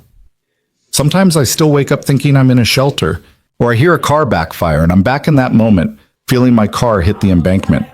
It doesn't feel real yet being here. Like I'm going to wake up and it'll all have been a dream. That's normal, given the circumstances, but it's also something you can work through with proper support. Avery handed her a card. This is a colleague of mine. She's excellent with trauma survivors. Hannah took the card, reading the name. Dr. Sarah Chen, clinical psychologist. What if she thinks I'm crazy? What if she thinks I should have handled things differently? She won't. And even if she did, that wouldn't be her job. Her job is to help you process what happened and learn to live with it. Avery's voice was kind but firm. You survived something horrific, Hannah. You did what you thought was right to protect your family. That's not crazy. That's love. But love can't heal trauma. For that, you need professional help. After Avery left, Hannah sat with the card for a long time, turning it over in her hands. The idea of therapy felt like admitting defeat, like acknowledging that she was broken beyond self-repair. But maybe broken wasn't the right word. Maybe she was just wounded, and wounds needed proper treatment to heal. She called and made an appointment. That same week, Caleb received word that Serena's trial date had been set. The prosecutor handling the case, a sharp woman named Rodriguez, came to the house to prepare them for what would come next. She's pleading not guilty by reason of insanity, Rodriguez explained, files spread across the dining table. Her lawyer is arguing that her obsessive fixation on you constituted a mental break, that she wasn't in control of her actions. That's insane, Caleb said. She knew exactly what she was doing. She planned it, executed it, and then spent 3 years hiding it. I agree. But her defense team will argue that the planning itself was evidence of delusion, not premeditation. Rodriguez turned to Hannah, which is why your testimony is crucial. You can speak to the stalking, the threats, the deliberate nature of the attack. Hannah's face had gone pale. I have to testify? In front of her? Yes. I won't lie to you. It won't be pleasant. Her lawyers will question everything. Why you didn't go to the police initially, why you stayed hidden, whether you're really certain it was Serena who attacked you. I am certain. Hannah's voice was quiet but steady. I saw the scar on her hand. I heard her voice when she chased me. I know it was her. Good. Hold on to that certainty. Rodriguez gathered her files. The trial won't be for several months. That gives us time to prepare. In the meantime, I'd advise avoiding any contact with Serena or her legal team. After Rodriguez left, Hannah sat very still, processing. You don't have to do this, Caleb said. We could find another way, maybe. No. Hannah looked at him, and her eyes were clear. I spent 3 years running from her. I'm not running anymore. If testifying puts her away, if it means Luke is safe and you're safe and we can finally move on, then I'll do it. The weeks that followed were an exercise in building a new normal. Hannah started therapy, twice-weekly sessions that left her drained but gradually more stable. Luke adjusted to having his mother home, though he sometimes still slipped and called her Hannah instead of Mom, self-correcting with an apologetic smile. Caleb worked from home more often, unwilling to miss any more moments, any more firsts in this second chance they'd been given. But underneath the healing, tension simmered. The trial loomed. Nightmares plagued Hannah, and the questions neither of them quite knew how to answer hung in the air between them. What were they to each other now? Were they rebuilding a marriage or building something entirely new? And how did you move forward when the past was still so present? One night, after Luke was asleep and the house had settled into quiet, Caleb found Hannah on the back porch, wrapped in a blanket, staring at the dark garden. Can't sleep? He asked, sitting beside her. Too much in my head. They sat in companionable silence for a while, the kind they used to share before everything fell apart. Finally, Hannah spoke. I don't know how to do this, Caleb. How to be a mother again. How to be your... She stopped, uncertain what word to use. We never talked about what I am to you now. Am I your ex-wife? Your house guest? You're Hannah, Caleb said simply. You're Luke's mother and you're the woman I still love. Even though I probably shouldn't, even though it's complicated, even though we have so much to figure out. He took her hand. I'm not asking you to decide anything right now. I just want you to know that I'm here.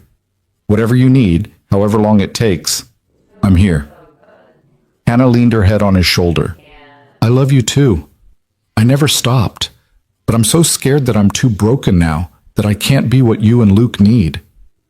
You're exactly what we need, broken pieces and all. He pressed a kiss to her hair. We'll figure it out together. No pressure, no timeline. Just one day at a time. One day at a time, Hannah echoed, and for the first time in 3 years, she believed it might actually be possible. The days turned into weeks, and weeks into months, each one adding another layer to the fragile foundation they were building. Spring arrived in Seattle with its usual tentative optimism, rain giving way to occasional sunshine, cherry blossoms erupting across the city in clouds of pink and white. Hannah watched the seasons change from inside her new life, still sometimes startled to wake up in a real bed. To drink coffee that wasn't donated or scavenged. To hear her son's voice calling for her from another room. But progress wasn't linear. Some days were good, almost normal. Other days, the weight of everything that had happened crushed down so hard that Hannah could barely get out of bed. Dr. Chen called them grief cycles, explaining that Hannah was mourning the 3 years she'd lost, even as she tried to embrace what she'd found. You're allowed to grieve and be grateful simultaneously, Dr. Chen had said during one particularly difficult session. Those feelings aren't mutually exclusive. It was a Thursday afternoon in early April when the prosecution called. Rodriguez's voice on the phone was brisk, professional, but Hannah could hear the underlying tension. The trial date got moved up, she said without preamble. Judge had a cancellation. We start in 3 weeks. Hannah's stomach dropped. 3 weeks? I thought we had until June. I know, I'm sorry. But this might actually work in our favor. Less time for Serena's team to prepare their insanity defense. Less time for witnesses to forget details. A pause. Are you ready? Hannah looked around the kitchen where she stood. Luke's artwork covered the refrigerator, a chaos of stick figures and dinosaurs. Caleb's coffee mug sat in the sink from that morning. Through the window, she could see the garden where she'd started planting vegetables with Luke, his small hands helping press seeds into soil. I have to be, she said. That night, after Luke was asleep, Hannah and Caleb sat down to talk about what the trial would mean. Caleb had been through the legal process once before, years ago, when his company had been sued by a competitor. He knew the emotional toll, the way lawyers could twist words and intentions until you questioned your own memory. They're going to try to make you look unstable, he warned gently. They'll ask why you didn't go to the police after the attack, why you chose to live on the streets instead of coming home. They'll question every decision you made. I know. Hannah's hands wrapped around her teacup, seeking warmth. Dr. Chen and I have been working on it. She's helping me understand that my decisions made sense given what I knew and felt at the time, that trauma isn't rational. Do you want me in the courtroom? I can be there for every session if you need me. Hannah considered this. Part of her desperately wanted Caleb there, wanted his solid presence as an anchor. But another part worried about him hearing everything, the full extent of how bad things had gotten, the places she'd slept, the things she'd done to survive. I want you there for my testimony, she decided. But maybe not for everything else. Luke needs one of us to maintain normalcy, and if we're both consumed by the trial, he'll feel it, Caleb finished. Okay. I'll be there when you testify, and Rodriguez can call me if anything critical happens on other days. They sat in silence for a moment, the weight of what was coming settling over them like a heavy blanket. Caleb? Hannah's voice was small. What if they don't believe me? What if Serena walks free? Then we appeal. We fight harder. We do whatever it takes. He moved closer, taking her hands. But Hannah, you have evidence. Knox's investigation, the photos from her apartment, the traffic footage, her own confession. The truth is on our side. The truth didn't save me 3 years ago. No, but you did. You saved yourself, and now you're going to make sure she can't hurt anyone else. Hannah wanted to believe him. Some days she did. Other days, doubt crept in like fog, obscuring everything. The following Monday, Patricia Mercer invited herself over for lunch. Caleb's mother had been surprisingly supportive since learning the full story, her initial anger at Hannah transforming into something more complex. Sympathy, mixed with frustration at the years they'd all lost. How are you holding up? Patricia asked, watching Hannah make sandwiches with the careful precision of someone still relearning domestic tasks. I'm okay. Nervous about the trial. Understandable. Patricia accepted her plate with a nod of thanks. I wanted to talk to you about Luke, actually.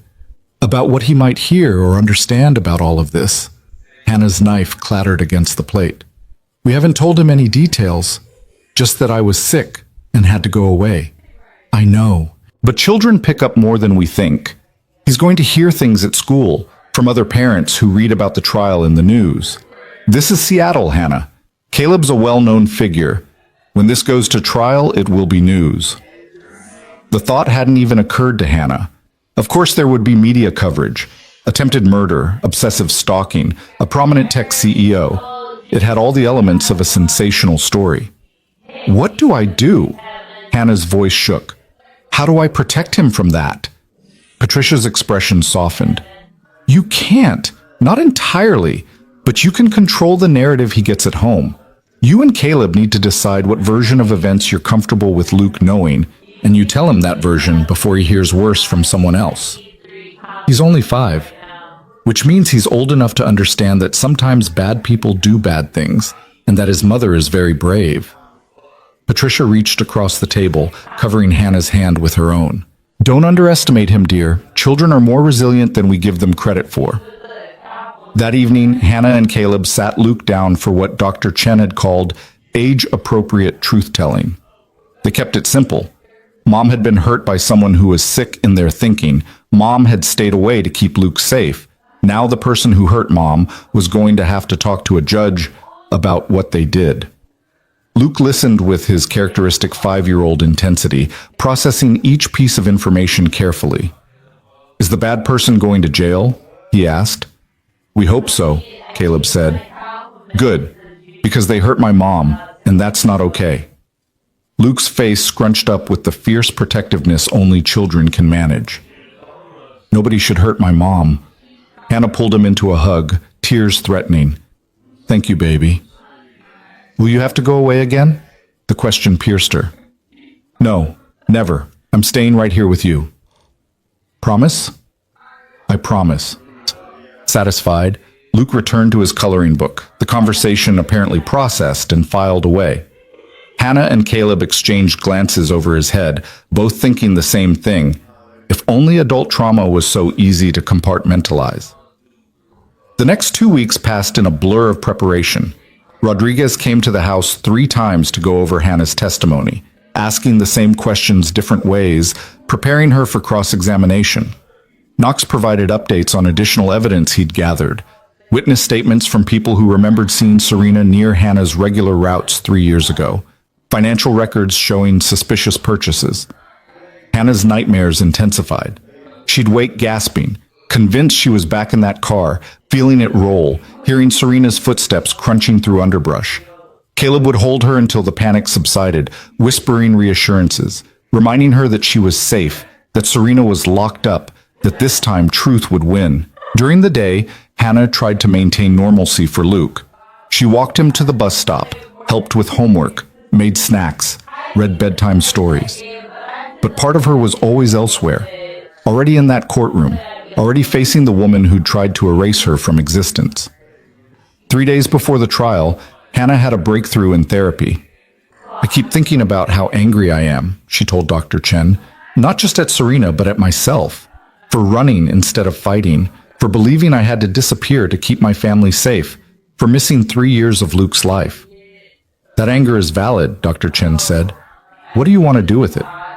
Hannah had never considered anger as something she could use rather than something she had to suppress. I don't know.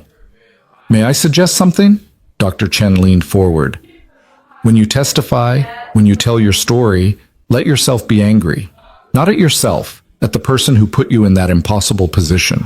Let the jury see that anger. It's powerful evidence that what happened to you was real and devastating. I thought I was supposed to stay calm, measured. You're supposed to be honest, and honest includes angry. Dr. Chen smiled gently. You've spent 3 years trying to make yourself smaller, quieter, invisible. For once, take up space. Be loud about what was done to you. The words resonated through Hannah like a bell. For 3 years, survival had meant silence. Maybe testimony meant the opposite. The night before the trial, Caleb found Hannah standing in Luke's doorway, watching their son sleep. "Second thoughts?" he asked quietly. "No, just memorizing this." She gestured at Luke, at the room full of dinosaur posters and toy bins, and the life they'd rebuilt.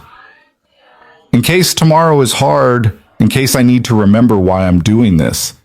Caleb stood beside her, shoulder to shoulder. "You're going to do great." "You don't know that." "I do, because I've watched you survive the impossible. This is just the next step." Hannah leaned against him, drawing strength from his certainty, even when she couldn't find her own. The courthouse was an imposing building in downtown Seattle, all concrete and glass and the weight of justice. Hannah walked up the steps between Caleb and Rodriguez, cameras flashing despite the early hour. Apparently, Patricia had been right about media interest. Inside, the prosecutor led them to a conference room to wait. Through the walls, Hannah could hear the murmur of people gathering, the court preparing for the day's proceedings. "Remember," Rodriguez said, "answer only what's asked. Don't elaborate unless necessary. If you need a break, tell the judge. You're the victim here, Hannah. Don't let them make you forget that." At 9 o'clock sharp, they were called into the courtroom. The space was smaller than Hannah expected, somehow making it feel more intimate and more terrifying simultaneously. Rows of benches held spectators, reporters, curious citizens. Some faces Hannah recognized from Caleb's company. And there, at the defense table, sat Serena. Hannah's breath caught. She hadn't seen Serena since that day in the parking garage, hadn't prepared herself for the visceral reaction of being in the same room. Serena looked different, thinner, paler, wearing a conservative suit that made her look younger than her 34 years. She didn't look like someone capable of attempted murder. She looked like someone's daughter, someone's friend. Their eyes met across the courtroom. Serena's expression was complicated. Regret, anger, something that might have been longing. Hannah looked away first, focusing instead on Rodriguez, on the judge entering, on anything except the woman who'd stolen 3 years of her life. The trial began with opening statements. The prosecution laid out the case methodically. Obsession, stalking, attempted murder, 3 years of deception. The defense countered with their narrative. A woman suffering from erotomania, unable to distinguish reality from delusion, not responsible for actions committed during a mental health crisis. Hannah listened to both sides describe her attempted murder like it was an academic exercise, a puzzle to solve rather than her life, her trauma, her missing years. She gripped Caleb's hand so hard her knuckles went white. The first day was mostly procedural, jury selection, preliminary witnesses, establishing timeline. Knox testified about his investigation, professional and thorough, walking the jury through traffic footage and phone records. A forensic psychologist discussed the photos found in Serena's apartment, the obsessive documentation suggesting premeditation rather than impulsive delusion. Hannah wasn't called to testify until day 3. She spent the intervening time in a strange limbo, attending sessions when her presence was required, waiting in conference rooms when it wasn't. At home, she tried to be normal for Luke, but he could sense something was wrong. "Is the bad person saying sorry?" he asked over dinner the second night. "Not exactly," Caleb said carefully. "Why not? If you do something bad, you're supposed to say sorry." The innocent logic of childhood. Hannah wished the world worked that way. "Sometimes grown-ups make it more complicated than it needs to be," she said. Luke considered this, then shrugged and returned to his pasta, the adult world's complications beyond his concern. On the morning Hannah was scheduled to testify, she woke at 5 a.m. from a nightmare she couldn't quite remember. Caleb was already awake beside her, as if he'd been keeping watch. "Ready?" he asked. "No, but I'm doing it anyway." She dressed carefully in the outfit Rodriguez had helped her choose, professional but not severe, a blue dress that conveyed credibility without seeming calculated. Dr. Chen had taught her breathing exercises for managing anxiety. Hannah used them now, counting inhales and exhales while Caleb drove them to the courthouse. In the conference room, Rodriguez did a final prep. "Remember, Serena's lawyer is going to try to rattle you. Don't let him. You know what happened. Trust your truth." At 10:30, Hannah was called to the stand. The walk to the witness box felt endless, every eye in the courtroom tracking her movement. She placed her hand on the Bible, swore to tell the truth, and sat down. From here, she could see everyone. The jury, young and old, their faces carefully neutral. The judge, a woman in her 60s with kind eyes. Rodriguez, confident and ready. Serena's lawyer, a man named Patterson, who looked like he'd stepped out of a Brooks Brothers catalog. Caleb, sitting in the first row behind the prosecution, his face an anchor of support. And Serena, watching her with an intensity that made Hannah's skin crawl. Rodriguez began with gentle questions, establishing Hannah's identity, her relationship with Caleb, the life she'd had before everything changed. Hannah's voice shook at first, but steadied as she spoke, muscle memory of storytelling taking over. "Can you tell us about the first time you noticed something unusual?" Rodriguez asked. Hannah took a breath, remembering. "About 4 months before the accident, I started feeling watched. Little things at first. My car would be parked in a slightly different position than I'd left it. I'd see the same vehicle in different locations. I found notes." "What kind of notes?" "Threatening ones. They said I didn't deserve my family, that I was ruining Caleb's life, that I should leave before something bad happened." Hannah's hands twisted in her lap. "I thought I was being paranoid, postpartum anxiety maybe. Caleb was so busy with work and I felt guilty for being scared when I had no proof." "Did you tell your husband about these concerns?" "I tried, but I couldn't articulate what was wrong. It sounded crazy when I said it out loud. Someone's moving my car, someone's watching me. Caleb suggested I was stressed, that I should rest more." Across the room, Caleb flinched. Hannah met his eyes briefly, trying to convey that she didn't blame him. How could anyone have predicted the truth? Rodriguez walked her through the night of the attack, every detail. The drive home from her sister's house, the car appearing in her rearview mirror, the first impact from behind, hard enough to send her veering, the second impact, the car rolling, pain and darkness and terror. "What happened after the crash?" Rodriguez asked. "I got out of the car. I was disoriented, bleeding, but I could hear footsteps, someone coming down the embankment toward me." Hannah's voice dropped. "I ran. I didn't think. I just ran into the trees." "Did you see who was chasing you?" "Not their face. It was too dark. But I heard their voice, a woman's voice saying my name, telling me to stop running." "Did you recognize the voice?" Hannah looked at Serena. "Yes. It was Serena Cole. I'd heard her on the phone with Caleb hundreds of times. I knew her voice." "What happened next?" "I fell down another embankment, hit my head. When I woke up, there were police lights above, and I heard officers saying they'd found the car but no body. I stayed hidden in the trees until they left." Hannah's breathing was faster now, the memory visceral. "I was terrified. Someone had just tried to kill me, and I didn't know why, didn't know if coming forward would make me a target again. I thought—" Her voice broke. "I thought if I was dead, if they thought I was dead, maybe they'd leave Caleb and Luke alone." "So you stayed hidden?" "Yes, I lived on the streets, shelters when I could get a bed, under bridges when I couldn't. I took day labor jobs for cash, never staying anywhere too long, never using my real name." Tears streamed down Hannah's face now. "I watched my son from a distance sometimes, saw him at parks, at school pickup, making sure he was okay, making sure the person who wanted me dead hadn't gone after him instead." Rodriguez let the testimony sit, let the jury absorb the full horror of it. Then, "For 3 years you survived this way. Why come forward now?" "Because I got careless, started staying in the same areas too long, and I saw Serena's car again following me. I knew it was starting over." Hannah straightened in her chair. "And I was tired of running, tired of being afraid, tired of missing my son's life. I'd rather die fighting than keep running." "Thank you, Mrs. Mercer. No further questions." Patterson stood, buttoning his suit jacket with deliberate precision. He approached the witness stand with a sympathetic smile that didn't reach his eyes. "Mrs. Mercer, I'm sorry for what you've been through, truly. Living on the streets for 3 years must have been extraordinarily difficult." Hannah waited, knowing a trap when she saw one.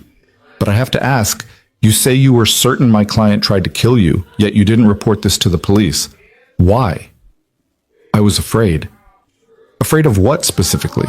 Afraid Miss Cole would try again, or afraid your story wouldn't hold up under scrutiny?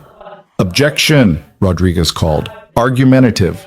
Sustained, the judge said. Rephrase, Mr. Patterson. Let me put it differently. You had no physical evidence of who attacked you, correct? No fingerprints, no DNA, no weapon? I had the car's description, the damage to the bumper. A common vehicle type. Thousands of cars could match that description. Patterson smiled. And the voice you claim to have heard in the dark while injured and disoriented, could you have been mistaken? No. You're certain? Even though you've admitted you were bleeding from a head injury, even though it was dark, even though you were terrified? Hannah's anger flared, the way Dr. Chen had encouraged. I know what I heard. I know who tried to kill me. Or perhaps you constructed this narrative later, after seeing Miss Cole at your husband's house, after needing an explanation for your 3-year absence that didn't make you look like someone who abandoned her family? Objection! Rodriguez was on her feet. Counsel is testifying. Withdrawn. Patterson turned to face the jury. Mrs. Mercer, during those 3 years on the street, did you seek any mental health treatment? No. Why not? Because I had no money, no insurance, no identification. But free clinics exist. Shelters often provide mental health services. You didn't seek help because you didn't think you needed it. Isn't that true? Hannah saw where he was going. I needed to survive. That took all my energy. Or perhaps you were experiencing a mental health crisis that prevented you from thinking clearly. Perhaps the stalking, the attack. Perhaps these were manifestations of postpartum psychosis or paranoid delusions. That's not what happened. But you can't prove it, can you? You have no evidence except your word against my clients. Rodriguez stood again. Your Honor, the prosecution has presented substantial evidence. I'm examining the witness's credibility, Your Honor. Patterson interrupted smoothly. The judge nodded. Proceed, but get to your point, Mr. Patterson. Mrs. Mercer, isn't it true that you and your husband were having marital problems before your disappearance? Hannah's chest tightened. We were struggling, like many couples with a new baby. You argued frequently about his work schedule, correct? Sometimes. And you felt neglected, alone, perhaps even resentful. I don't see what this has to do with... Please, just answer the question. Hannah looked at Caleb, who nodded almost imperceptibly. Tell the truth. Yes, I sometimes felt neglected. Being a new mother is isolating. Isolating enough to make you imagine threats? To create a scenario where you could leave without being blamed? No, that's not... Hannah's voice rose. I didn't imagine anything. Serena tried to kill me. She chased me through the woods. She's been stalking me for 3 years. Just because she looks normal sitting there in her nice suit doesn't mean she isn't dangerous. Patterson smiled, as if Hannah's emotional response proved his point. No further questions. Hannah's hand shook as she stepped down from the witness stand. The cross-examination had lasted less than 20 minutes, but it felt like hours. Rodriguez gave her an encouraging nod as she passed, but Hannah felt hollowed out, exposed. In the hallway, Caleb pulled her into his arms. You did great. He made me sound crazy. He did his job. Now Rodriguez will do hers. Caleb pulled back to look at her. Hannah, the jury heard you. They saw Serena's face while you testified. They're not stupid. But Hannah couldn't shake the fear that Patterson had planted enough doubt that the jury might see her as unstable rather than victimized.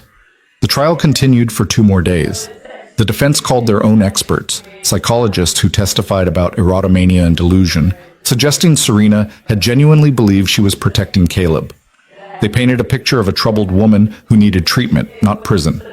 But then Rodriguez called her rebuttal witness, the prosecutor who'd taken Serena's confession in the parking garage. He testified about Serena's clear, calculated explanation of her actions, her acknowledgement that she knew right from wrong, her statement that Hannah should have stayed dead. The words hung in the courtroom like poison. On the final day, Serena herself took the stand. Hannah forced herself to watch, to listen as the woman who'd tried to kill her explained her actions. I loved Caleb, Serena said, voice trembling. I loved him from the first time I heard him speak at a conference. He was brilliant, visionary, everything I wanted in a partner. I thought if I could just work for him, be close to him, He'd see that we belonged together. And Hannah? Rodriguez asked during cross-examination. She was in the way. She didn't appreciate him. She made him feel guilty for his success. I thought... Serena's voice broke convincingly. I thought I was helping. I thought if she was gone, he could focus on what really mattered, on building his empire. On us. There was no us, Miss Cole. Mr. Mercer never expressed romantic interest in you, correct? Not explicitly, but I could see it. The way he relied on me, trusted me. We had a connection. A connection you imagined. It was real. Serena's composure cracked. It was real, and Hannah ruined it by coming back, by making him think he still wanted her when he'd been so much better without her. The outburst was exactly what Rodriguez had been pushing for. The mask slipping, the real Serena showing through. After closing arguments, the jury deliberated for 6 hours. Hannah spent that time in the conference room, unable to eat, unable to think about anything except what verdict would come. When the call finally came that the jury had reached a decision, Hannah's heart nearly stopped. They filed back into the courtroom. The 4 women stood. On the count of attempted murder in the first degree, how do you find? Guilty. Hannah's knees went weak. Caleb caught her arm, steadying her. On the count of stalking? Guilty. On the count of assault with a deadly weapon? Guilty. All counts. Guilty on all counts. Serena's face crumpled. Her lawyer put a hand on her shoulder, but she shook it off, turning to look directly at Hannah. This isn't over, she mouthed. But it was. The judge set a sentencing date for 3 weeks later, and Serena was remanded to custody pending sentencing. As they led her away in handcuffs, Hannah finally let herself breathe. Outside the courthouse, reporters shouted questions. Caleb shielded Hannah, getting her to the car while Rodriguez handled the press. Once they were safely inside, doors locked, Hannah started to cry. It's over, she sobbed. It's really over. It's over, Caleb agreed, pulling her close. You're safe. We're all safe. They sat in the parking garage for a long time, holding each other, letting the reality of the verdict sink in. 3 years of running, 3 years of fear, and now, finally, the possibility of peace. At home, Luke met them at the door, having been dropped off by Patricia an hour earlier. Did the bad person have to say sorry? He asked immediately. Hannah knelt down to his level. Yes, baby. The judge said she has to go to jail for a very long time because she hurt people. Good. Luke hugged her fiercely. I don't want anyone to hurt you ever again. They won't, Hannah promised, hoping desperately that she could keep that promise. I'm safe now. We all are. That night, after Luke was asleep, Hannah and Caleb sat together in the living room, wine glasses in hand, simply existing in the quiet aftermath of chaos. What happens now? Hannah asked. Now? Caleb considered. Now we heal, we build, we figure out what our family looks like going forward. I don't even know where to start. Neither do I, but we'll figure it out. He took her hand, thumb brushing over her knuckles. One day at a time. Together. Hannah leaned her head on his shoulder, exhausted but somehow lighter than she'd felt in years. The trial was over. The threat was contained. All that remained was the hard, beautiful work of learning to live again. 3 weeks after the verdict, Serena was sentenced to 25 years in prison with no possibility of parole for 15. Hannah attended the sentencing, needing to see it through to the end, needing to watch the door close on that chapter of her life. Serena's final words to the court were a rambling mixture of apology and justification, claiming she'd only wanted what was best for Caleb, that her love had made her sick. Love doesn't destroy people, the judge had said, her voice cutting through Serena's tears. What you felt was obsession. What you did was attempted murder. And you will spend the next quarter century understanding the difference. Walking out of that courtroom for the last time, Hannah felt something shift inside her. Not closure exactly. Dr. Chen had warned her that trauma didn't wrap up neatly, but a sense of permission to move forward. The past would always be there, but it no longer had teeth. The real work began after that. Hannah's therapy sessions intensified as she processed not just the trauma of the attack, but the complicated grief of everything she'd lost. Dr. Chen introduced her to EMDR therapy, using rapid eye movements to help reprocess traumatic memories. It was exhausting, often leaving Hannah wrung out and shaking, but slowly, the nightmares began to fade. Slowly, she started to believe that she deserved to take up space in the world again. At home, the adjustment continued in fits and starts. Some days felt almost normal. Breakfast together, Luke's homework spread across the kitchen table, the comfortable rhythm of family life. Other days, Hannah would freeze at the grocery store, overwhelmed by choices after years of eating whatever she could find. Or she'd wake up disoriented, convinced she was back in a shelter, and it would take Caleb's steady voice to bring her back to the present. Luke, with the remarkable adaptability of children, had integrated Hannah back into his life with increasing ease. He still had questions. Why had she been gone so long? Did she still love him when she was away? Would she leave again? But each question gave Hannah an opportunity to reassure him, to prove through consistency that she was staying. "Mom, can you come to my school on Friday?" Luke asked one evening in late May, a permission slip clutched in his hand. "We're doing a thing about families and everyone's bringing someone." Hannah's throat tightened. "A thing about families?" "Yeah, we have to talk about our family and what makes it special." Luke's face was eager, innocent. "I want to tell everyone about how you came home. Is that okay?" Hannah looked at Caleb, who nodded encouragingly.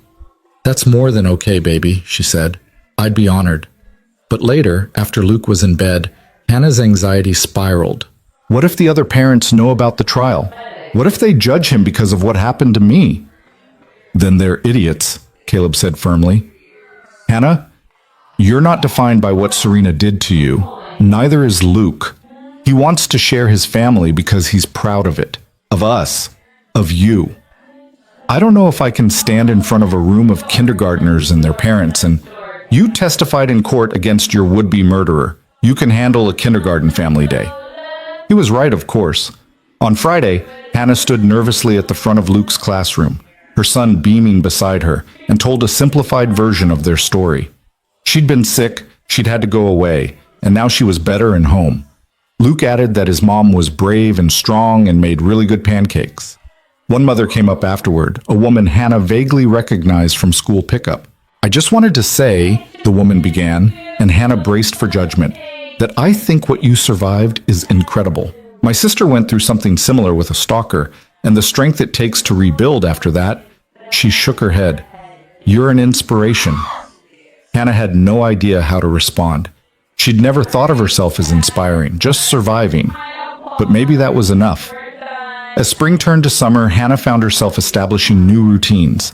She started volunteering at a women's shelter twice a week, helping other survivors navigate the systems she'd once been lost in. The work was hard, emotionally draining, but it gave her a sense of purpose beyond her own recovery. She also started cooking again. During her years on the street, food had been purely functional, about calories and survival.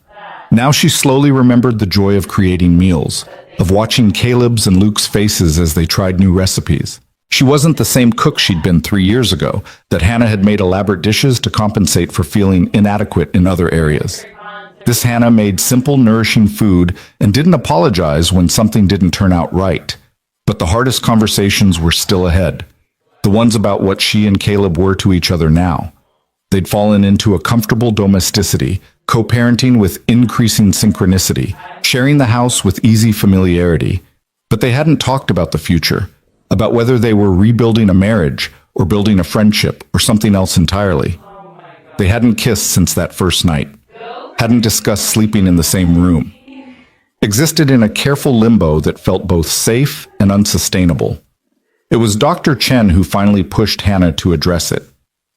"You can't heal in stasis," the therapist said during a session in early June. "At some point, you need to decide what you want your life to look like. Not what you think you deserve, not what's easiest, but what you actually want." That night, Hannah asked Caleb if they could talk after Luke went to bed. She saw the flicker of concern in his eyes, but also something else. Hope, maybe, or readiness. They sat on the back porch, the same spot where they'd had so many conversations over the past months. The garden Hannah had planted with Luke was thriving, green shoots reaching toward the summer sky. "I've been thinking," Hannah started, hands wrapped around a mug of tea she wasn't drinking. About us. About what we're doing here. Caleb's posture tensed slightly. Okay. 3 years ago, our marriage was falling apart. I know we don't talk about it much, but it's true. We were two people who loved each other but didn't know how to be together anymore. She forced herself to look at him. And I wonder sometimes if we're just repeating patterns. If we're together now because it's easier than figuring out how to co-parent separately. Is that what you think this is? Caleb's voice was carefully controlled.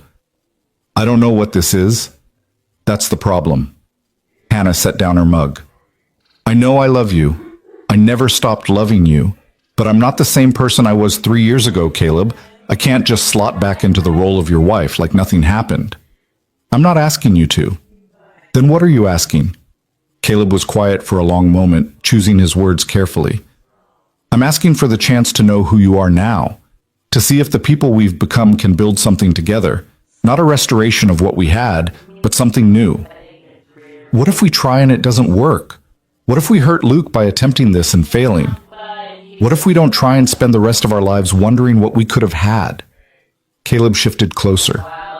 Hannah, I'm not going to pretend this is simple or that I have all the answers, but I know that when I look at my future, you're in it, not as an obligation or convenience, but as the person I choose, the person I want to choose every day.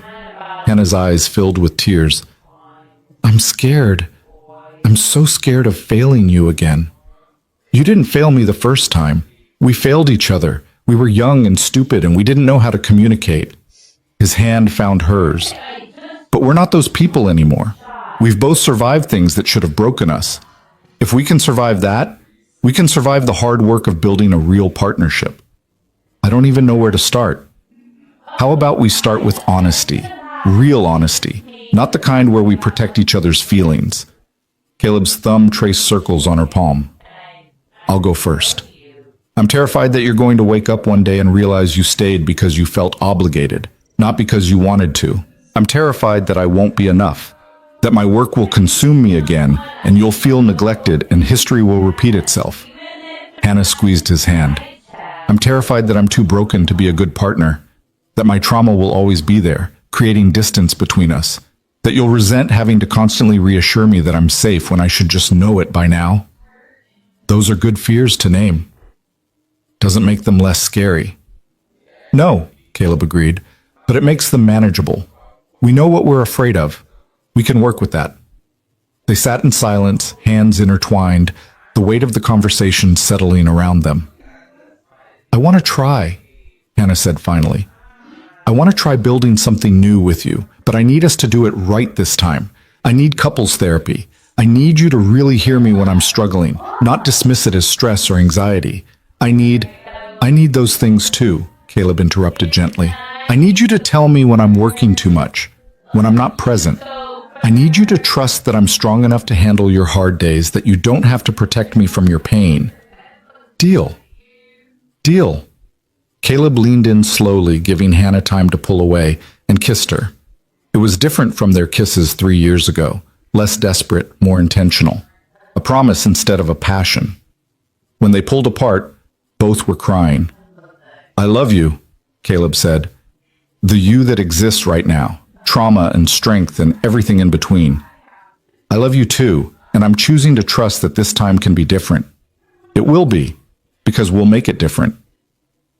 They started couples therapy the following week with a counselor Dr. Chen recommended. The sessions were hard, often leaving them both emotionally raw, but they also created space for conversations they'd never had before. They talked about expectations and boundaries, about what partnership meant to each of them, about how to balance Caleb's demanding career with Hannah's need for consistent presence. They also talked about intimacy, not just physical, but emotional. About the ways Hannah still sometimes felt like a guest in the house that should be her home. About Caleb's tendency to try to fix problems instead of just listening. About building trust after it had been shattered. I think we should plan a date, their therapist suggested after a particularly productive session. Something that's just for the two of you, not about being parents or survivors or anything except two people who care about each other. The idea felt foreign and exciting. Hannah couldn't remember the last time she'd been on a date, probably before Luke was born.